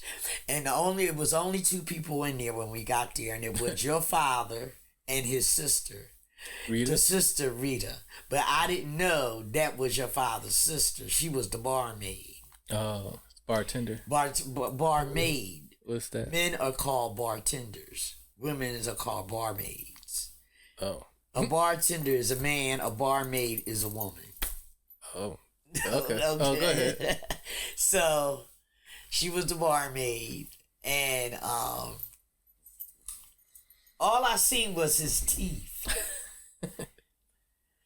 And he was just sitting there, and here I go again, out of the way my mom said, you never make an approach to a man. I did it again. Keep approaching. I said, excuse me, give him what he's drinking. You bought him a drink? My mother said, never buy a man a drink. You did. And I did. I said, give this gentleman whatever he's drinking. So he ordered a Budweiser. Me and my cousin sitting there, right? Come to find out, my cousin was telling me that he was trying to talk to her. Oh. And she said, he talking about, he can't hang there. You don't want to talk to him. And she said, he can play that music though. He a bad DJ. I said, okay. So I'm thinking that she just don't want me to try to talk to him because they didn't get together. You know what I mean? Oh, yeah. Yeah, I think she just was trying to downplay him. So we there in the bar. Then I bought him a drink after the beer. I said, would you like a drink? I mean, because his teeth just lit me up, and believe it or not, I foresee things. I was born with a gift. I was born with a veil over my head. I used to have dreams. Well, I still do. I had one last night. I didn't tell you about it. Oh, goodness. And I don't want to tell you about it. Is it bad? Yeah. Don't tell me that. Yeah. But it doesn't have anything to do with anybody in the family. Oh, okay. Okay, it doesn't have nothing to do with nobody in the family. All right. It's an outsider. Oh. So anyway. So that smile. That smile, right. Yeah. So I said, drink, would you like a drink? He took the drink. Now, mind you, the barmaid is his sister. And you don't know yet. I don't know yet. But she's looking at me. Who's this, Yeah, all up in my brother's face. Right. Right. So she watching, but I didn't know at this point that was his sister. Mm. So he got to drink. Then I played some music. Then me and my cousin went in the bathroom, took a couple of totes of some weed. Oh goodness! And then I came out. Then I asked him, "Do you want to dance?" We started dancing, and that's how I met him. Right there. Right then and there. That night at the Cadillac. At the Cadillac Lounge. So y'all exchanged numbers or whatever. Yeah, sure you did. And y'all start dating. Now, was you seeing anybody at the same time? No. Was you involved with another dude? No. Talking to another man, dating? No. Was he involved with other women? Yes. Yes. He had 5 of them. Oh, God. Somehow I'm not surprised. You should be. He had 5 women, and I told him the only way that we could be together, he got to get rid of his harem. So he got rid of all of them except one. He couldn't shake her. But she was on drugs and he never knew it. She was shooting up heroin. And he was wondering why he couldn't get rid of her. He was in love with junkie love. They would have junkie sex. I know we're going to get into it later. At this time, was Dad using when you met him, or was he just He was a weed. He was a weed and Budweiser guy. Okay, so the drugs came later. Yeah. Okay. With his sister. Yeah, with the one at the barmaid. Rita. Yeah. Yeah. So y'all start dating in 84. Mm-hmm. So how was the relationship before me and Sherelle came? Cause Sherelle come in 88. He was wonderful. He was a hard worker. He would take me out on shopping sprees. He would give me money. I mean, he was a good kid. I mean, he was cool. We had fun. We really, really did. He always loved to laugh and joke. Oh my God. He keep you laughing all the time. He was a funny man. And he believed in working. He worked every day, all day, if they let him, I mean, he loved his job. Even though he was a floater and all of them. Yeah. But guess what? They would call him back when he would quit on his own. Oh, they ain't giving me enough money. I'm leaving. He would leave. And literally, they would call him back and give him what he wanted. Hey. Because, I mean, his expertise was expert. Painting on cars. That's right. So it was a good relationship. Yeah, it was. But he had got a little. I noticed that he was drinking a little bit too much for me because of his coworkers. There was a couple of guys in the shop. They would get off of work and they would go out drinking. Then he would come home drunk and his pockets be halfway empty, where they have him in the back seat. And everybody got their own bottle. By the time he get home, he's drunk. And he done spent up, partial of his pay or whatever on alcohol. Yeah. He said sometimes they would actually leave him in the car. Jeez. And go on about their business and come back. God damn. Jeez. So, so were y'all living together? Yes. So you left your apartment. Yep. And y'all, is this Baltimore? The first apartment was Fairmount Avenue, 3924 Fairmount. Then we moved to Mantua. That's when I didn't have you and Sherelle until I was living in Mantua. Right. So y'all lived 2 places before Mantua? Or one?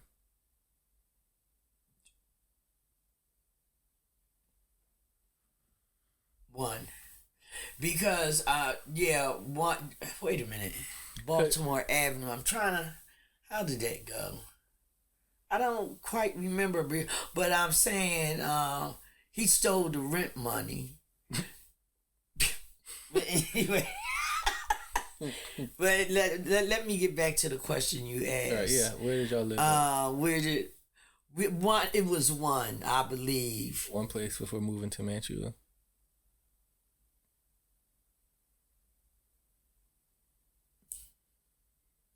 Cause I remember you saying something about Baltimore Avenue. Yeah. On Baltimore Avenue. Well, right. Yeah, two places. There you go. You're right. Okay. Fairmount Avenue. And, well, Fairmount, 24th and Fairmount, and 35th in Fairmount. Okay. No. 24th in Fairmount and Baltimore Avenue. Those were the two places that we lived before you guys came along. Right. And Dad was, what, 2-3 years older than you? He's 2. 2 years older than you. Mm-hmm. Okay. So, all right. So did Dad always not want kids? Yes, he told me from the beginning. So you knew. He told me from the door, I'm letting you know now, I do not want any children. And how did you feel about that? Was you like, okay? Well, I was fine with it because, I was having fun. We were having a nice life. Yeah. But when he started drinking a little heavier and I was going to medical school, I said, I ain't got to worry about getting pregnant by him. I said, he's smoking all that weed and doing all that drinking. I ain't got to worry about having no babies. Well, I was wrong. I got caught. So you was in medical school at this time? Yeah. Mm-hmm. And when I told him I was pregnant, he left me. He packed his bags the moment I told him I was pregnant. He said, didn't I tell you I ain't want to have no babies? And he went in the closet, got his suitcase, and left me. Oh my goodness. And then when I got pregnant with your sister, he did the same thing. Got his suitcase and left. So with both of us, he left both times. But where did he go? He went to live with his sister. Rita? Uh-huh. Oh, okay. So but he would come back. Yeah, he would, he wouldn't, he didn't, he came back. He didn't want to. But he came back. But he he didn't like to, see, he was spoiled. Your father was spoiled by his mother and his sisters. Because he's also the oldest. Right. And he was spoiled. He's the oldest boy. Right. And, they did his laundry. They cooked his dinner. They made his lunch for work. He was a full-fledged grown man. They would do all that for him. They did that for him. Yeah. Oh, yeah. He was used to because, that. Because at one point they thought him and his sister were actually having sex, going to bed with each other. That's how close they were. Dang. She didn't like me. She couldn't stand me. Rita? Reason? Because you ain't taking my brother away from me. Oh, yeah, right. It was one of them type families, Yeah. Everybody protected him. They praised him. Yeah. Yeah. I want to ask you this. I don't know if it's probably a sensitive question for you, but when you got pregnant the first time with Sherelle, or even me, knowing that Dad didn't want to have kids, did you ever consider abortion? No. Really? So he's gonna keep the. It didn't matter. Regardless of whatever he because look at my past. Go back. I lost my firstborn to crib death.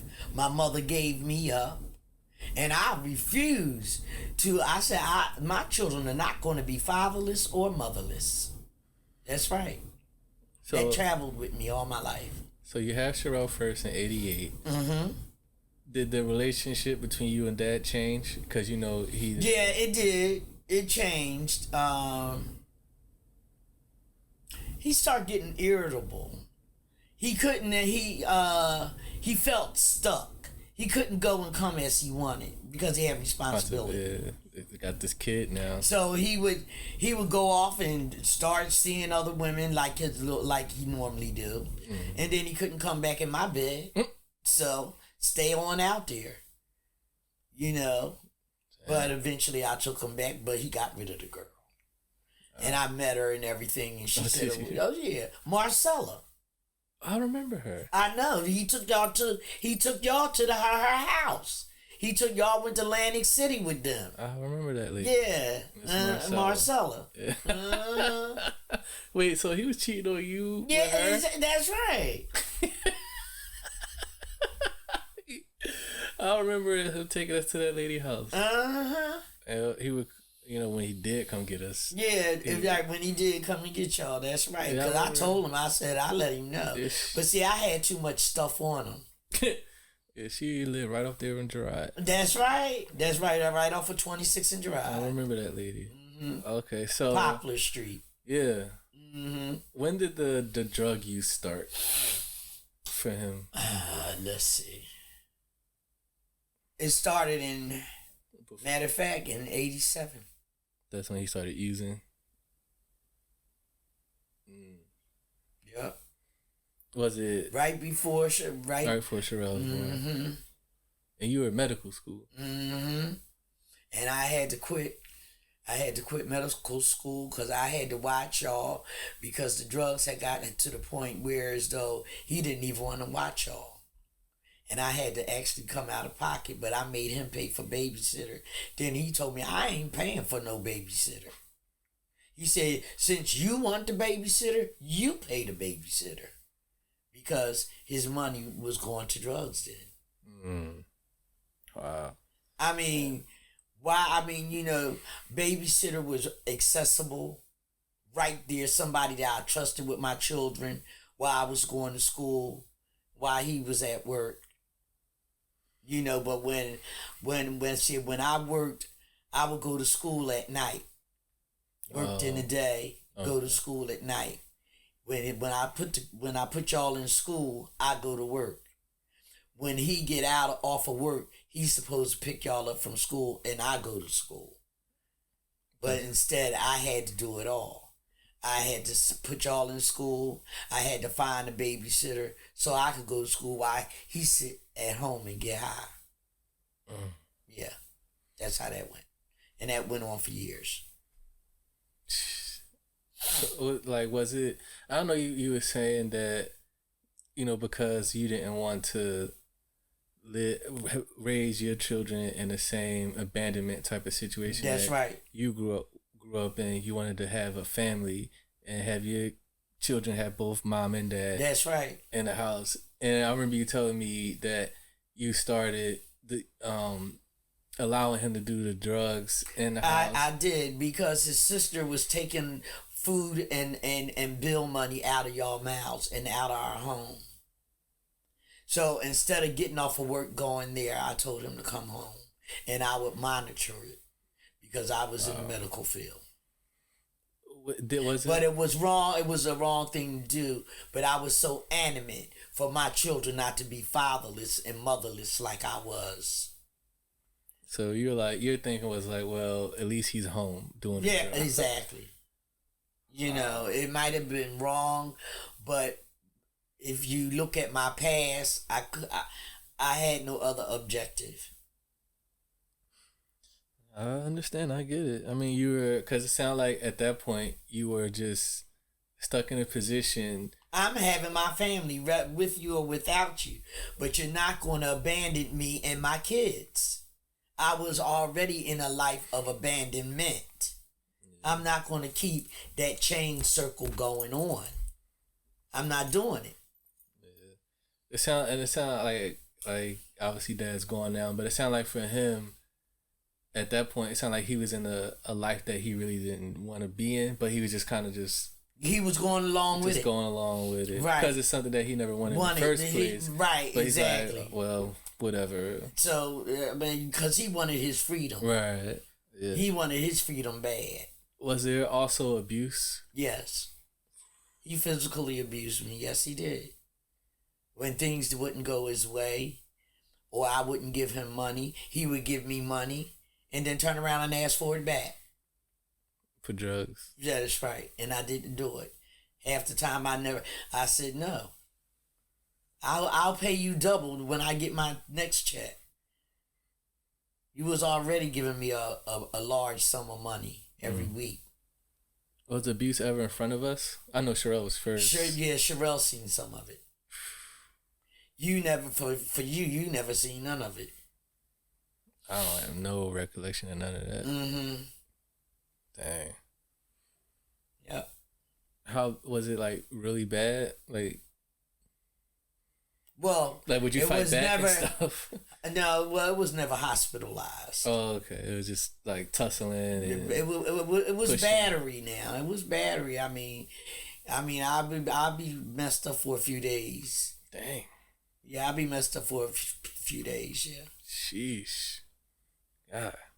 Okay, so then 88. I mean, yeah, 88. Sherelle. Then the next year, 89. Then I'm born. Mm-hmm. And he pick up and leave again. Yeah. Same exact way. Yeah. Pack his stuff and go to his sister's. Then he come back. Did you ever have a moment where you felt like this is just hopeless? Like I'm gonna give up. Like I'm stop chasing this man, or let the man. I had to because I had to do it for the sake of y'all and for the sake of myself because he was out of control. Yeah. He was out of control. Yes. I remember you telling me a story like he's.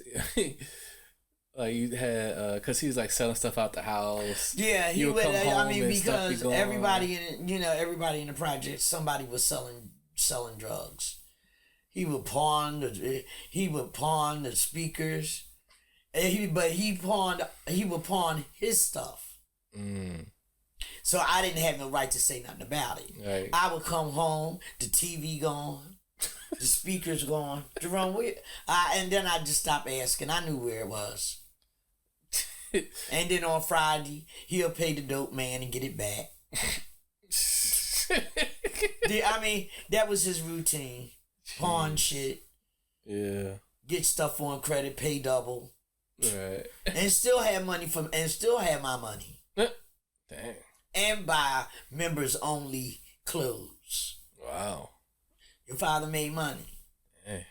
You said one time he sold the car.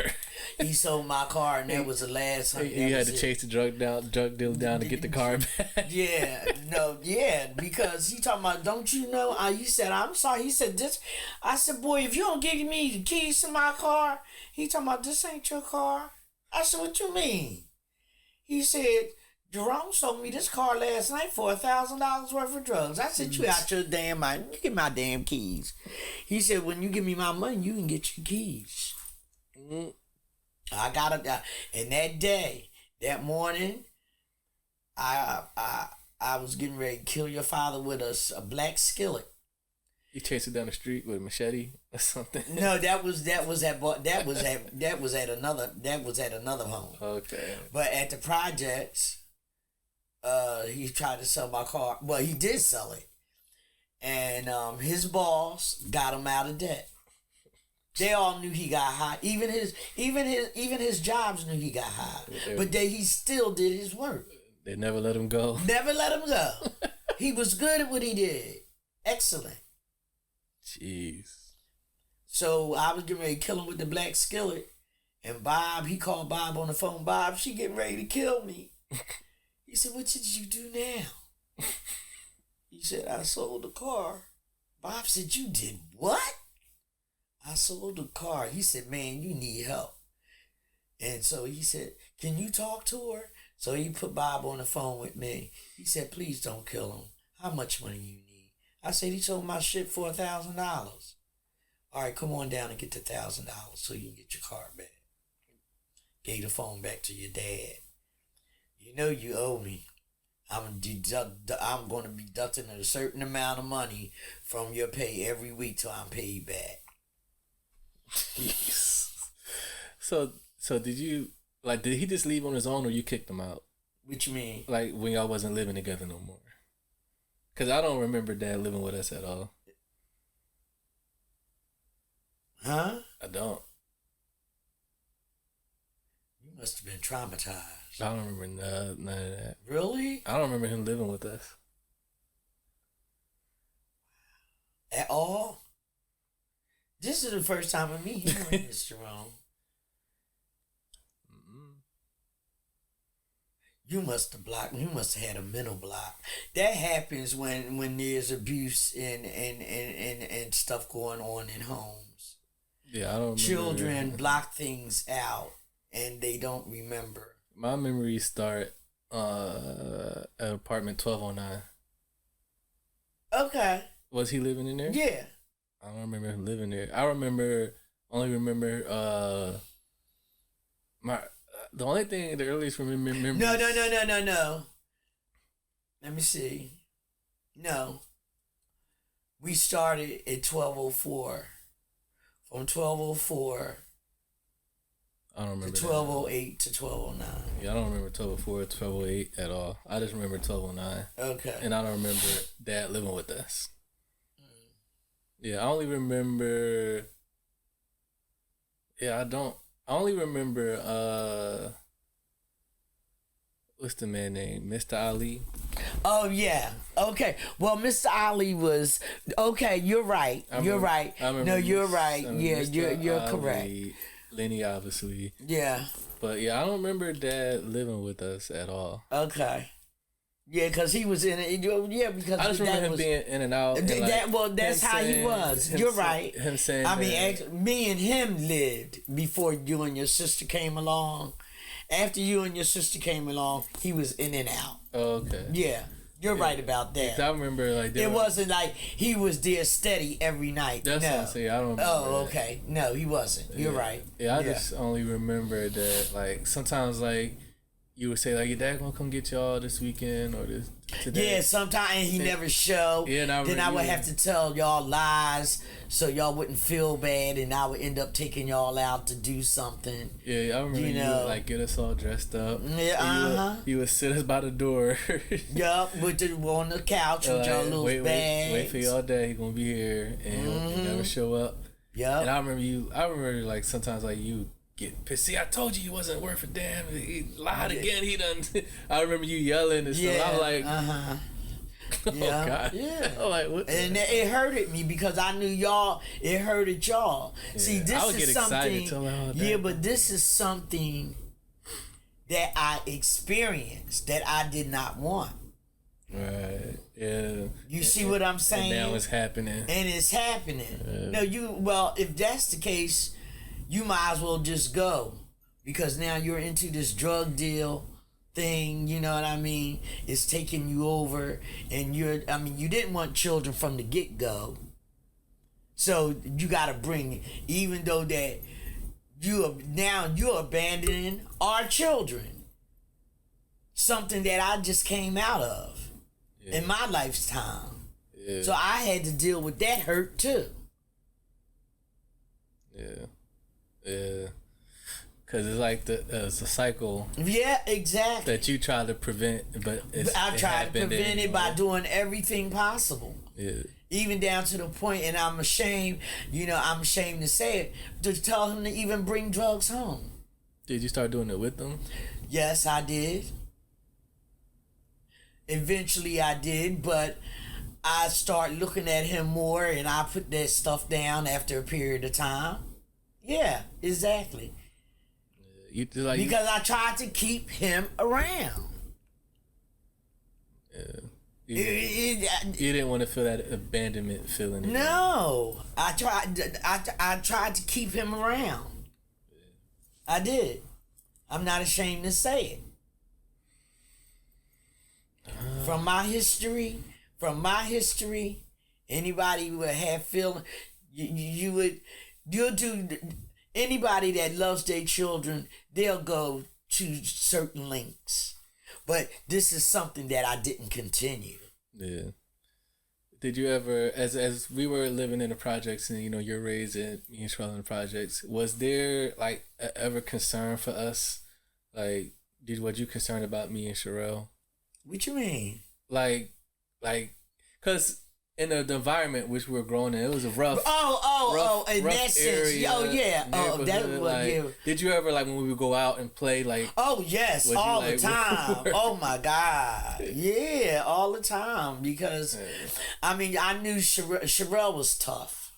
Yeah, Sherelle was rough. You know what I mean? Sherelle would beat up and boys. She made sure she watched after you. Yeah, she's my protector. She was your protector, so that was fine with me. But after when it got dark, I made sure you came in the house. This is how I knew, like everybody knew Miss Nadine in the projects, because you would have this yell where you would say Barkley, You would just say, Barclay, the whole from the stairway all the way down. Yeah, I sure did. I would holler Barclay. Like, what's wrong? Your mom calling you? Like, you better hurry up. That's right. You're like, you got 5 minutes. That's right. That's right. I remember like, you just say our last name. That's it. And y'all better come. That's just like me. Better stay on the steps. And when the street lights come on, you better be in the house or be on the step. Yeah, that's right. Did you? I didn't realize like how like popular you were at the project. Yeah, like everybody. Like, how did you become so like? Popular? Because before I started dealing with the drugs with your dad, I was in a organization called Healthy Start, and that was protecting women from men like your father. Oh, okay. In other words, it was the women would allow their boyfriends to come and live with them because truly Mantra was an all women's place. Really? From what I understand. That's how it started? From what I understand. Housing for women? Well, because it catered to women, like single moms, low income. But when then the guy, but it was for men too. But the young girls, they would let their boyfriends come and start living with them. They not on the lease. When it's time to get your DPA check, they getting the money, walking around in sneakers with the kids running around with holes in theirs. Mothers dripping in gold or whatever. It was everybody. It was different for everybody. Yeah, because at this point we're talking everybody was different. Because at this point it was some. I mean, look, I loved it, Mantua, because I'm telling you, it's some cool people that lived there and they're still alive. You see what I'm saying? We all went through some stuff. Everybody went through some stuff, but a lot of people overcame certain things, that was destroying their lives or that embedded something bad. You know what I mean? Yeah. So it was a big family. I loved it, Mantua. Did you? Yeah, I did. I really, truly did. But it was some people that just wasn't, my twist. Right. But everybody has likes and dislikes. You know what I'm saying? So, I mean, yeah. Yeah. Okay. There's a story you was telling me yesterday that I didn't know, that Sherelle had got kidnapped. Yeah. I can't. I was trying to tell it to you yesterday, but I still don't. I do remember she was around in the Chinese store on Halford Avenue with some girls and a couple of guys or whatever, and I don't. Matter of fact, I'm not sure if Sherelle had ran away at this point.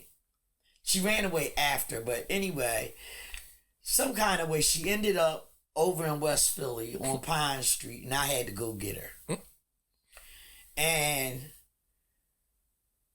these were older people. But they knew the girl, so they knew where she lived. So I went there, and she was there.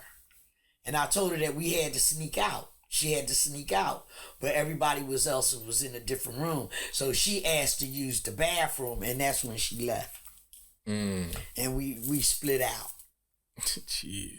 Yeah, your sister's something else. Yeah, but she has matured a great deal, but she still has a long way to go. She's young yet. Yeah. Did you looking at how me and Sherelle are now? Did you see this is how it would be?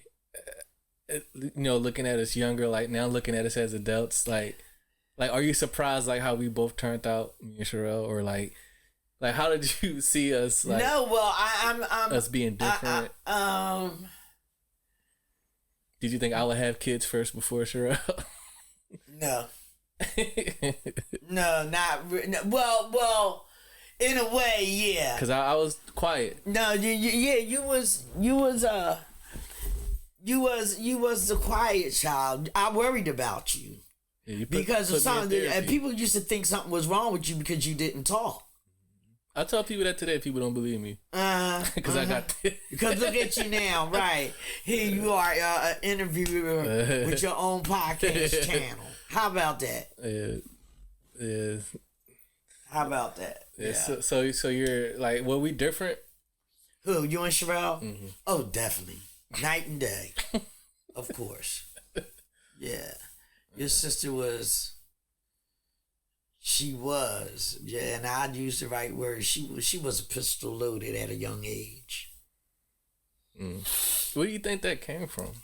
Like, what, is just how she was or how she is? Well, believe it or not, it was the environment. It was a rough environment. It was the environment. I already know what it was. Yeah, rough environment. She had to fight all the time. I've been watching her fight and beat up people.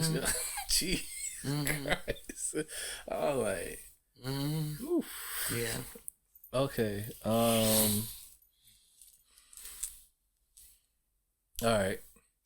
There's a point where you went to jail.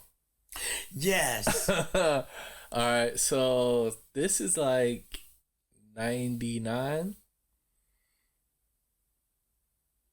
Cause you telling me the story last time I was in Philly, and the first time you told me the full story, you and your friend was, I think you said y'all was out buying some weed. She's supposed to be the lookout. Oh yeah, I know. I was on my way to work. Yeah, I know. I was on my way to work. Y'all were already in school. Yeah, but no. I had to leave like 5 o'clock in the morning to get to work. I don't want to say, I'll keep her name anonymous, but everybody probably know who she is. I'm not sure, but I wanted some weed. You know, before I go to work, but not to smoke it. To have it when I come home, because when y'all get home, I had to go to y'all had to go to the babysitters because I was with Healthy Start. So I had a break to smoke a joint in between. Okay. So me and her were walking down the street, and I wanted her to go into the door, but I told her to stand on the corner. That's right, and watch out for the cops. So I walked up to the door. I put my hand in this hole and gave up my money, and they gave me the weed. But a guy was walking down the street, and he was ugly. Lord forgive me, Jesus. But, I mean, he didn't have nothing, right? This dude was an undercover cop. And he seen me make the transaction. Busted. $10, only $10 worth, and they gave me 6 months. But they only really gave me 3 months. But I got smart. My tongue gave me another 3 months. I remember this because I remember. I'll tell you my point of view from it. Like, I remember. You remember like the back of the projects, right? With a playground, the basketball courts. Yeah, I think we was playing football or something. We was playing tackle or something with some of the other kids on the side of the projects. And I just remember one kid, somebody yelling out the window. Yeah, like, "Oh, Jerome, your mom gone." I'm like, huh? Like, they took your mom gone. It was some kid. I'm like, what are you talking about? So I'm like, and then it just got louder and louder. Like, that kid started saying something, that kid started saying, and it's like spreading around. Like, oh, your mom in jail. Your mom got locked up. So I'm like, what? So I go upstairs to our apartment, 1209, and I don't know if I got in there or how I got in there, but it was unlocked or something. And it was empty. You wasn't in there. Sherelle was, I don't know where at. Right. Yeah. And I was just sitting in the apartment. Because I think this was 99. So I'm like 9 years old or 10. Probably 9. And I was just like sitting in the empty apartment. And the phone rang. And I I think I don't know if it was you that called.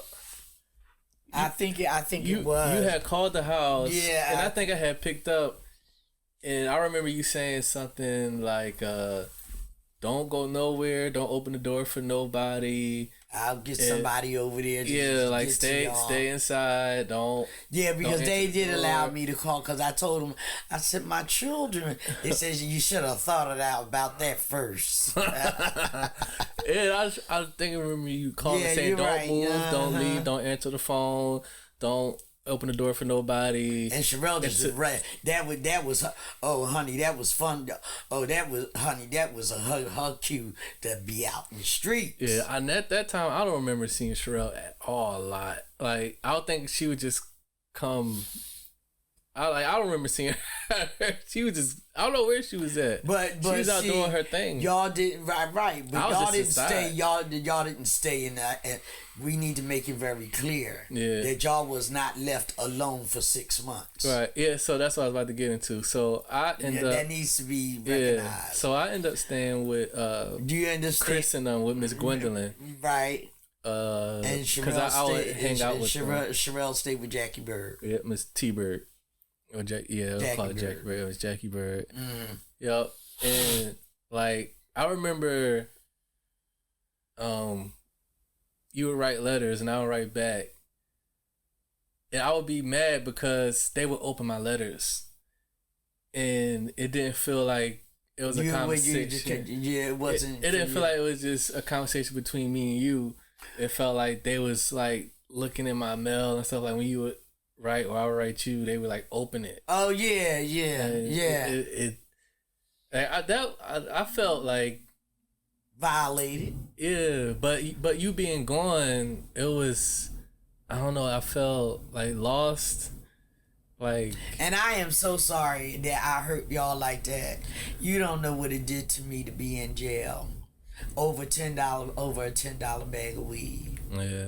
It really, I mean, I'm tearing up now, but that really hurt me.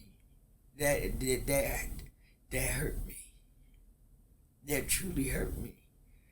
I would never, because it brought me back to that abandonment issue. Now I'm gone. Bad enough your father was gone. Now I made a stupid move. Now I'm gone. Yeah. Yeah. So. Yeah, I remember like at that point Sherelle became like a different type of. Yeah, it really affected her. And like I think, and I can't speak for her, but it seemed like at that point she no longer like looked at you as a mother. And, like it became like just anger and rage towards you. Like you said, like how could she do that to us? And I think twofold too, like she always questioned and wondered why your side of the family didn't come get us. Like, yeah. And she was like very open about it. She like, how come Aunt Cheryl and never come get us? Yeah. They knew that mom had got locked up and they let us stay. And other people, right. And I remember from that point, Cheryl just like F everybody. That's sorry, but she like F everybody, and she had that mentality, and like, and it was just like she ain't care who you was, she ain't trying to hear nothing, and it was like she was off and running with that, and because she's older, and she remembers a lot more than me, but I just remember seeing how that changed her and affected her. And I felt like I was in the middle, because she's like, how can you like still like you love mom and because like I'm like I just want my mom back. She like, mom left us, mom did this. If she loved us, she would have never did that. How the fuck is she? Is she going off? And we can't say that she's wrong because that right. I mean, she's a child. And still not only that, you're living in the projects. The projects is West. You see what I'm saying? And it's not easy. Yeah. Okay. Did you ever call Aunt Cheryl and like? Oh yeah. Like, hey, go get she the talking kid. about there's nothing I can do for you right now. Of course I did. And I felt like Sherelle at that point. Dang. But see, you got to understand, I was never with my family. I was never with them either. So where was Dad at around this time? God, I don't know. He was out doing this thing. I know that. Because he didn't come. He didn't, and yeah, he was deep into whatever he was doing. Was y'all still even in communication at that time when you went to jail? Okay. No. So he probably didn't even know you went to jail. No, he knew. He did know? He did know. Oh, okay. And he didn't, and that's another thing. That really bothered me. I'm looking at least somebody in the family could do something. Nobody did nothing. But look at today. Everybody calls on me for everything. But when I need something, ain't nobody there. But that's the way it goes sometimes. But you live and learn. Yeah. You know, and be grateful and thankful that you can come up out of it and try to have a normal life. Yeah. Instead of running and escaping all the time. You know what I'm saying? Yeah. So we are all blessed. You know, we have each other. You see what I'm saying? And believe me, I corrected my wrongs throughout my life. Yeah. Yes, I have. You come a long way. Like, yeah. You've been through... Because you have seen it. Yeah. You have seen it. See, this is something that I'm glad that you could visualize as you got older, because it's something that you can remember. Yeah. It's not like you being a child and you don't remember. You seen the change. You seen me from bad to better, to excellent. Yeah. So, you remember. You remember the times. I know you had a blacked out period. I know that for myself. Yeah, a lot of that early stuff I don't remember. Yeah, I know you had a blackout period. I'm aware of that. But I'm glad I'm here today, you know, and I live a different life now. And, you know, some people say, you know, better late than never. And I'm very grateful I have the opportunity for y'all to see my change of being a parent. Yeah. I'm glad for that. I'm glad I did not get stuck in the rut. Yeah. Because then that would be a very sad case, because that would be just like a revolving circle. Right. From what happened to me, you know, up until, you know? Yeah. There's one thing that I remember that you talk about still to this day. Like, you talk about it comfortably, and kids don't like to talk about this with their parents, and me and Sherelle hate when you talk about this, but it's something that you talk about comfortably. You talk about death like it's such a normal conversation for you to talk about death. Yeah. And like when you talk to me and Sherelle about it, we like, Mom, we don't stop. I know y'all don't want to hear it, like, right? Well, talk about that, like, please. Because stop. like it comes from my childhood. You can't hide, or you cannot you can't pretend, or nobody wants to see nobody die. I understand. I understand that. But for me, it may not sound right, but it's a natural way of life. Yeah. You talk about it like, cause I think it's what attributes to that too is that you seen in other words, what I'm saying, it's a reality. Yeah. It's a reality of life. You can't pass it. Yeah. I mean, we hurt, we miss, but we can't pass it. Everybody has a day, but it's up to the Lord when there's time for that day. So when that day comes, sometimes some people say, be glad and rejoice in it. Mm-hmm. Because you lived your life, and hoping that you lived your life well enough when you do leave this earth that you have no regrets. Yeah. You see what I'm saying? So when they say life is short, you got to do the best you can because you don't know when your day is coming. Nobody does. Yeah. You see what I'm saying? So you live to die. Cat like milk. Dogs like to take a walk. It's a part of life. It's real. And you can't fake it. Eventually, it happens. And it's going to happen. So it's a natural way of living to me. It seemed like you just accepted and come to terms with that. Yes, of course. I remember, like when Dad got sick and you found out that he had cancer and stuff. Like not saying like it didn't faze you, but you wasn't. That's how it seemed. I know you wasn't like, oh my God, he's gonna die. You just but I knew, his day was coming. Yeah, and you handled it like it was like it was normal. You can say it. Yeah, I was like, you can say it. Yeah, like you handled it like it was normal. And I'm like, how? How do I? Yeah.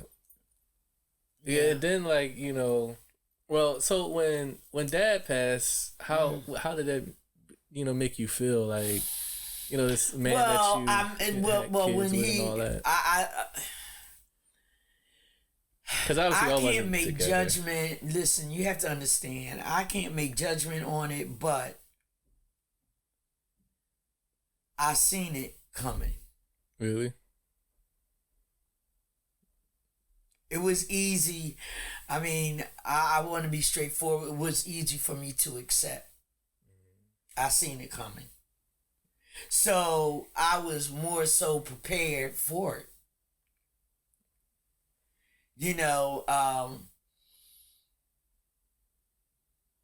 I mean, he kept in contact with me up until the end.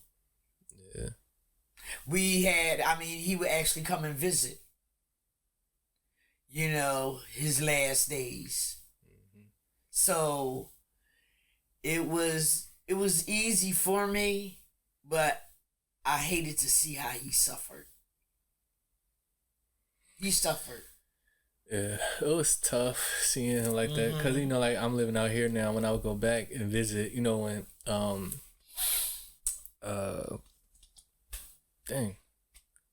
his sister, the one that was taking care of him, Katie, yeah. Sorry, I forgot.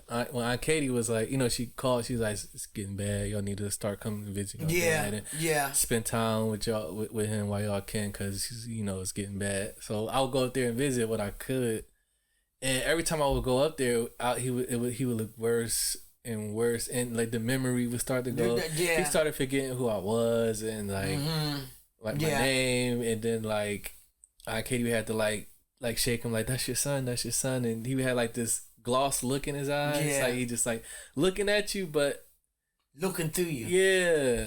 And then it would hit him. He like, oh yeah. I remember one time when I went up there and visited him, he was like looking at me with that gloss look, and Aunt Katie's trying to tell him like, that's your son. That's Jer. That's your son. And he's like looking at me for a second. He's like, oh, I remember you. Yeah. I was like, dang.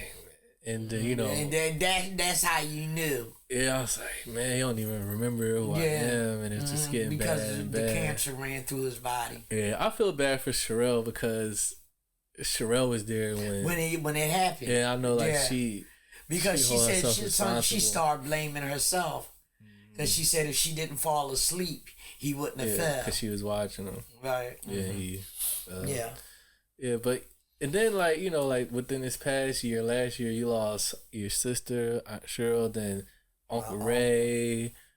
Like, so much has been going on. Yeah, like you deal with a lot of loss in your life, and it just like you're so numb to it. Yeah, because it's norm.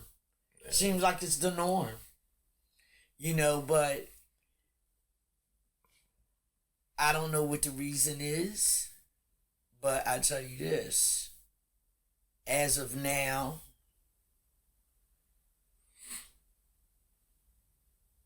I'm ready to live whatever life I have left.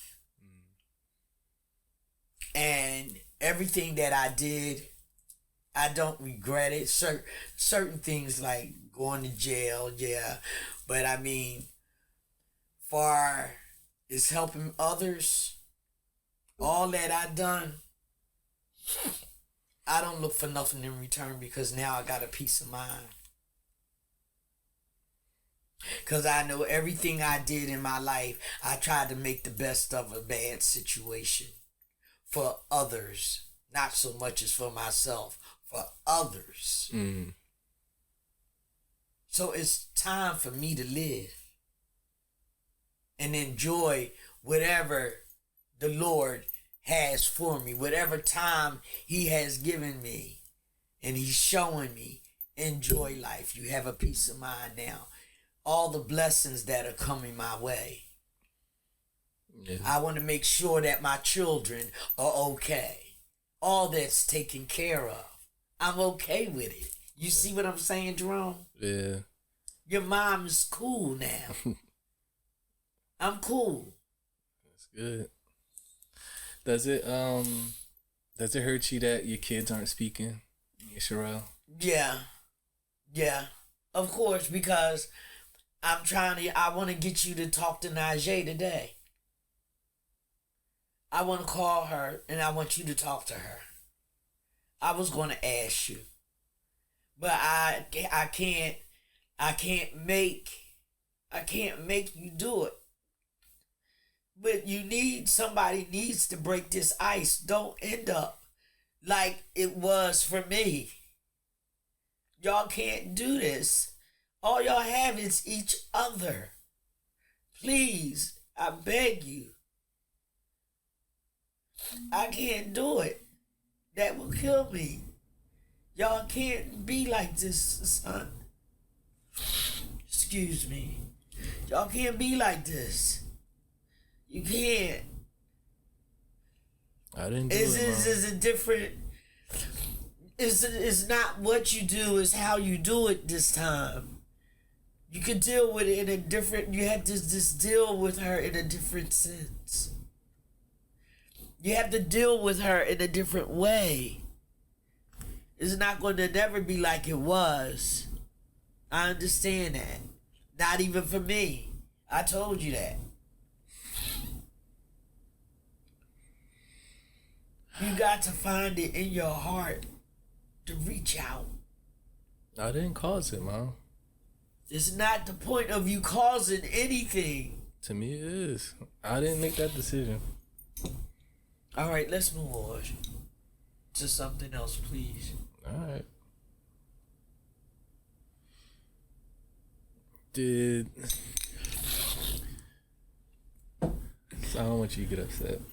Yeah, I already am. Cut it.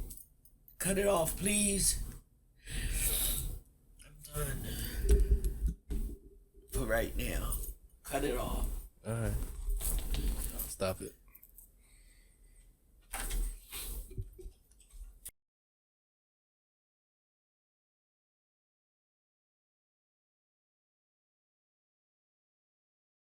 Ask me the real questions.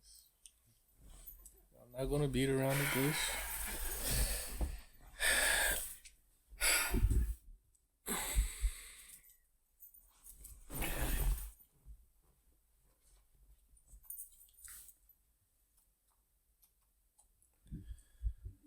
Who knows? Maybe I'll do one of these with her and we'll fix it. All right. Did you ever think I would get married? No. that was. Be honest. You can be honest. How did you feel at that time when I got married? I was mad. Why? I was too young. Yup. I don't know what made you do it. I don't understand. I still today, I don't understand that. That's what people do when they in love, Mom. They get married. What you know about love? Come on, what do you know about love? Oh, at that time. Yeah, I know a little bit more than I did at that time. Yeah. But he was angry. The interview is not about you. No, I wanna know what your thought was around that when I had got married. You know. Well, To be honest, you was mad, angry. I was angry, and I thought you was. I believe that you was looking for love. I believe that you was missing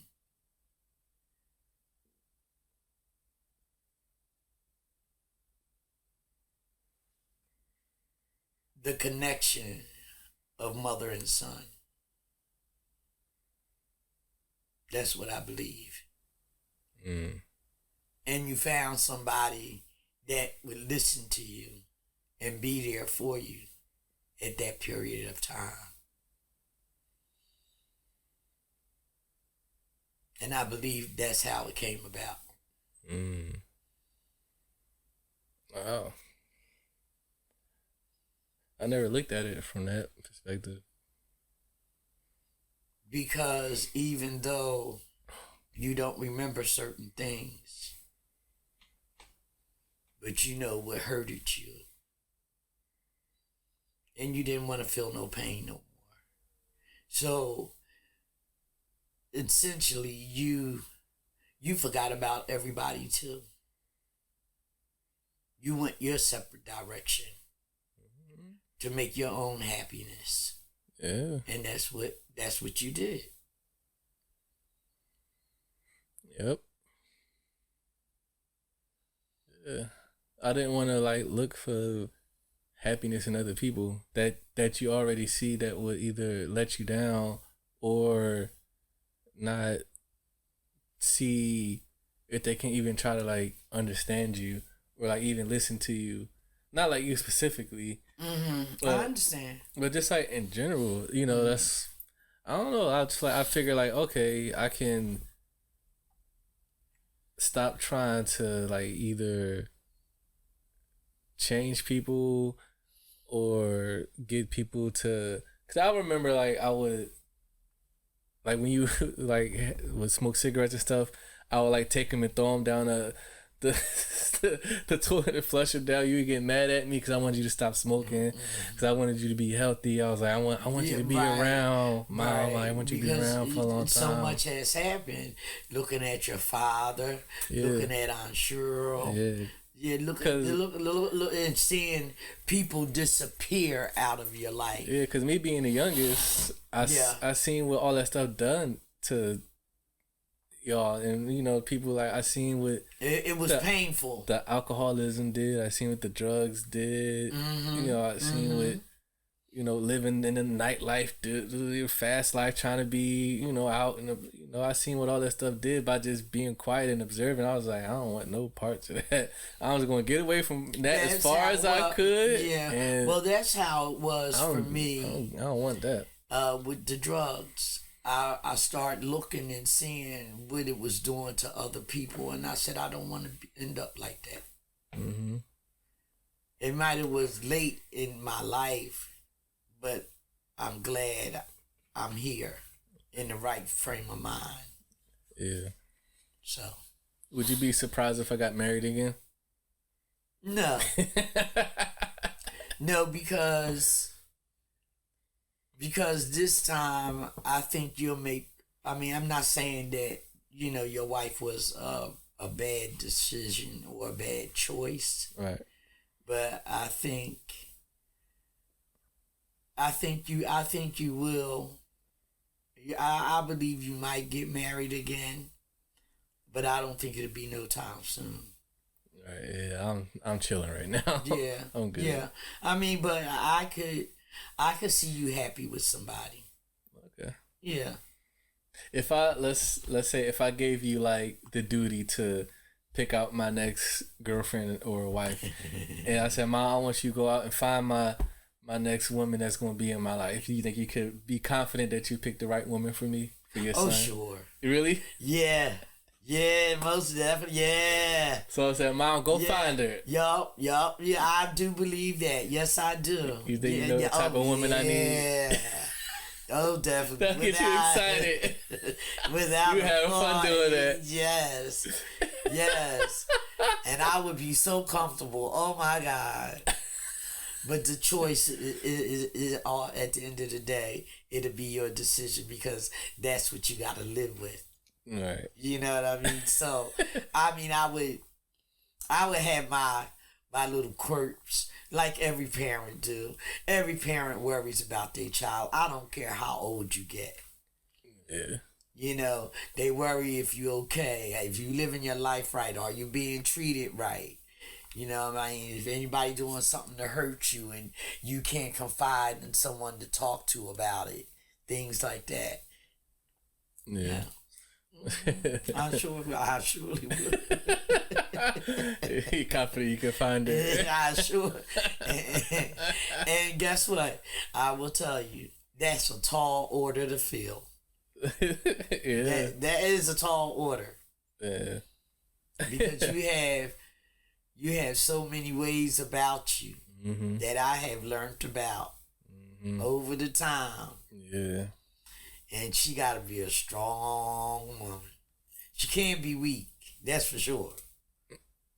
She got to be a strong woman. She got to be. There's no doubt about it. Yeah.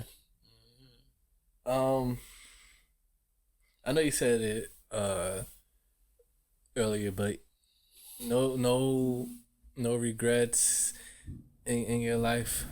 Yeah. Other than what I said. Yeah, the going to jail. Like going to jail, doing the drugs.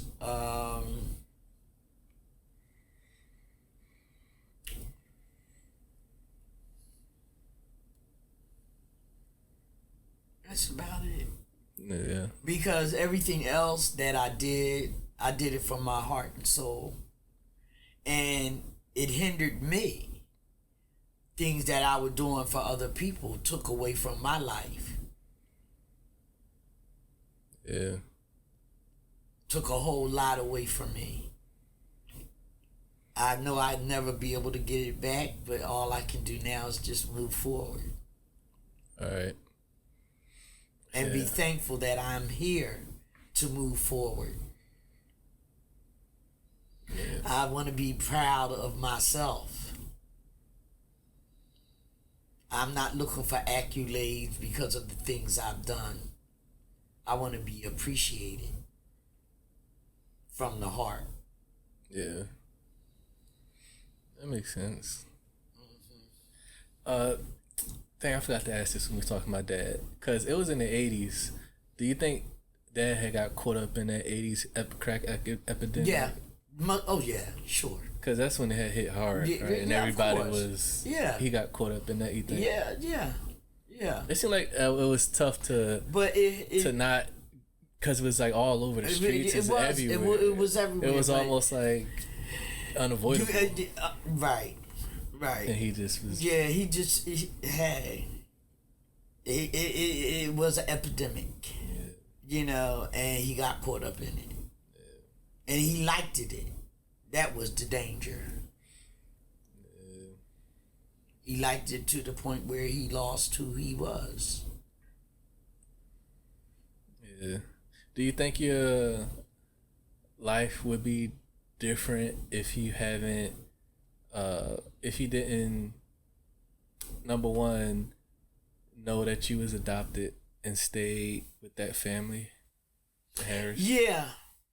I do, because the pressure was on him because I had nobody. I was enough. And then here come two children that he don't want. Yeah. So, high inside, we all was a problem to him. Me, you, and your sister. Yeah.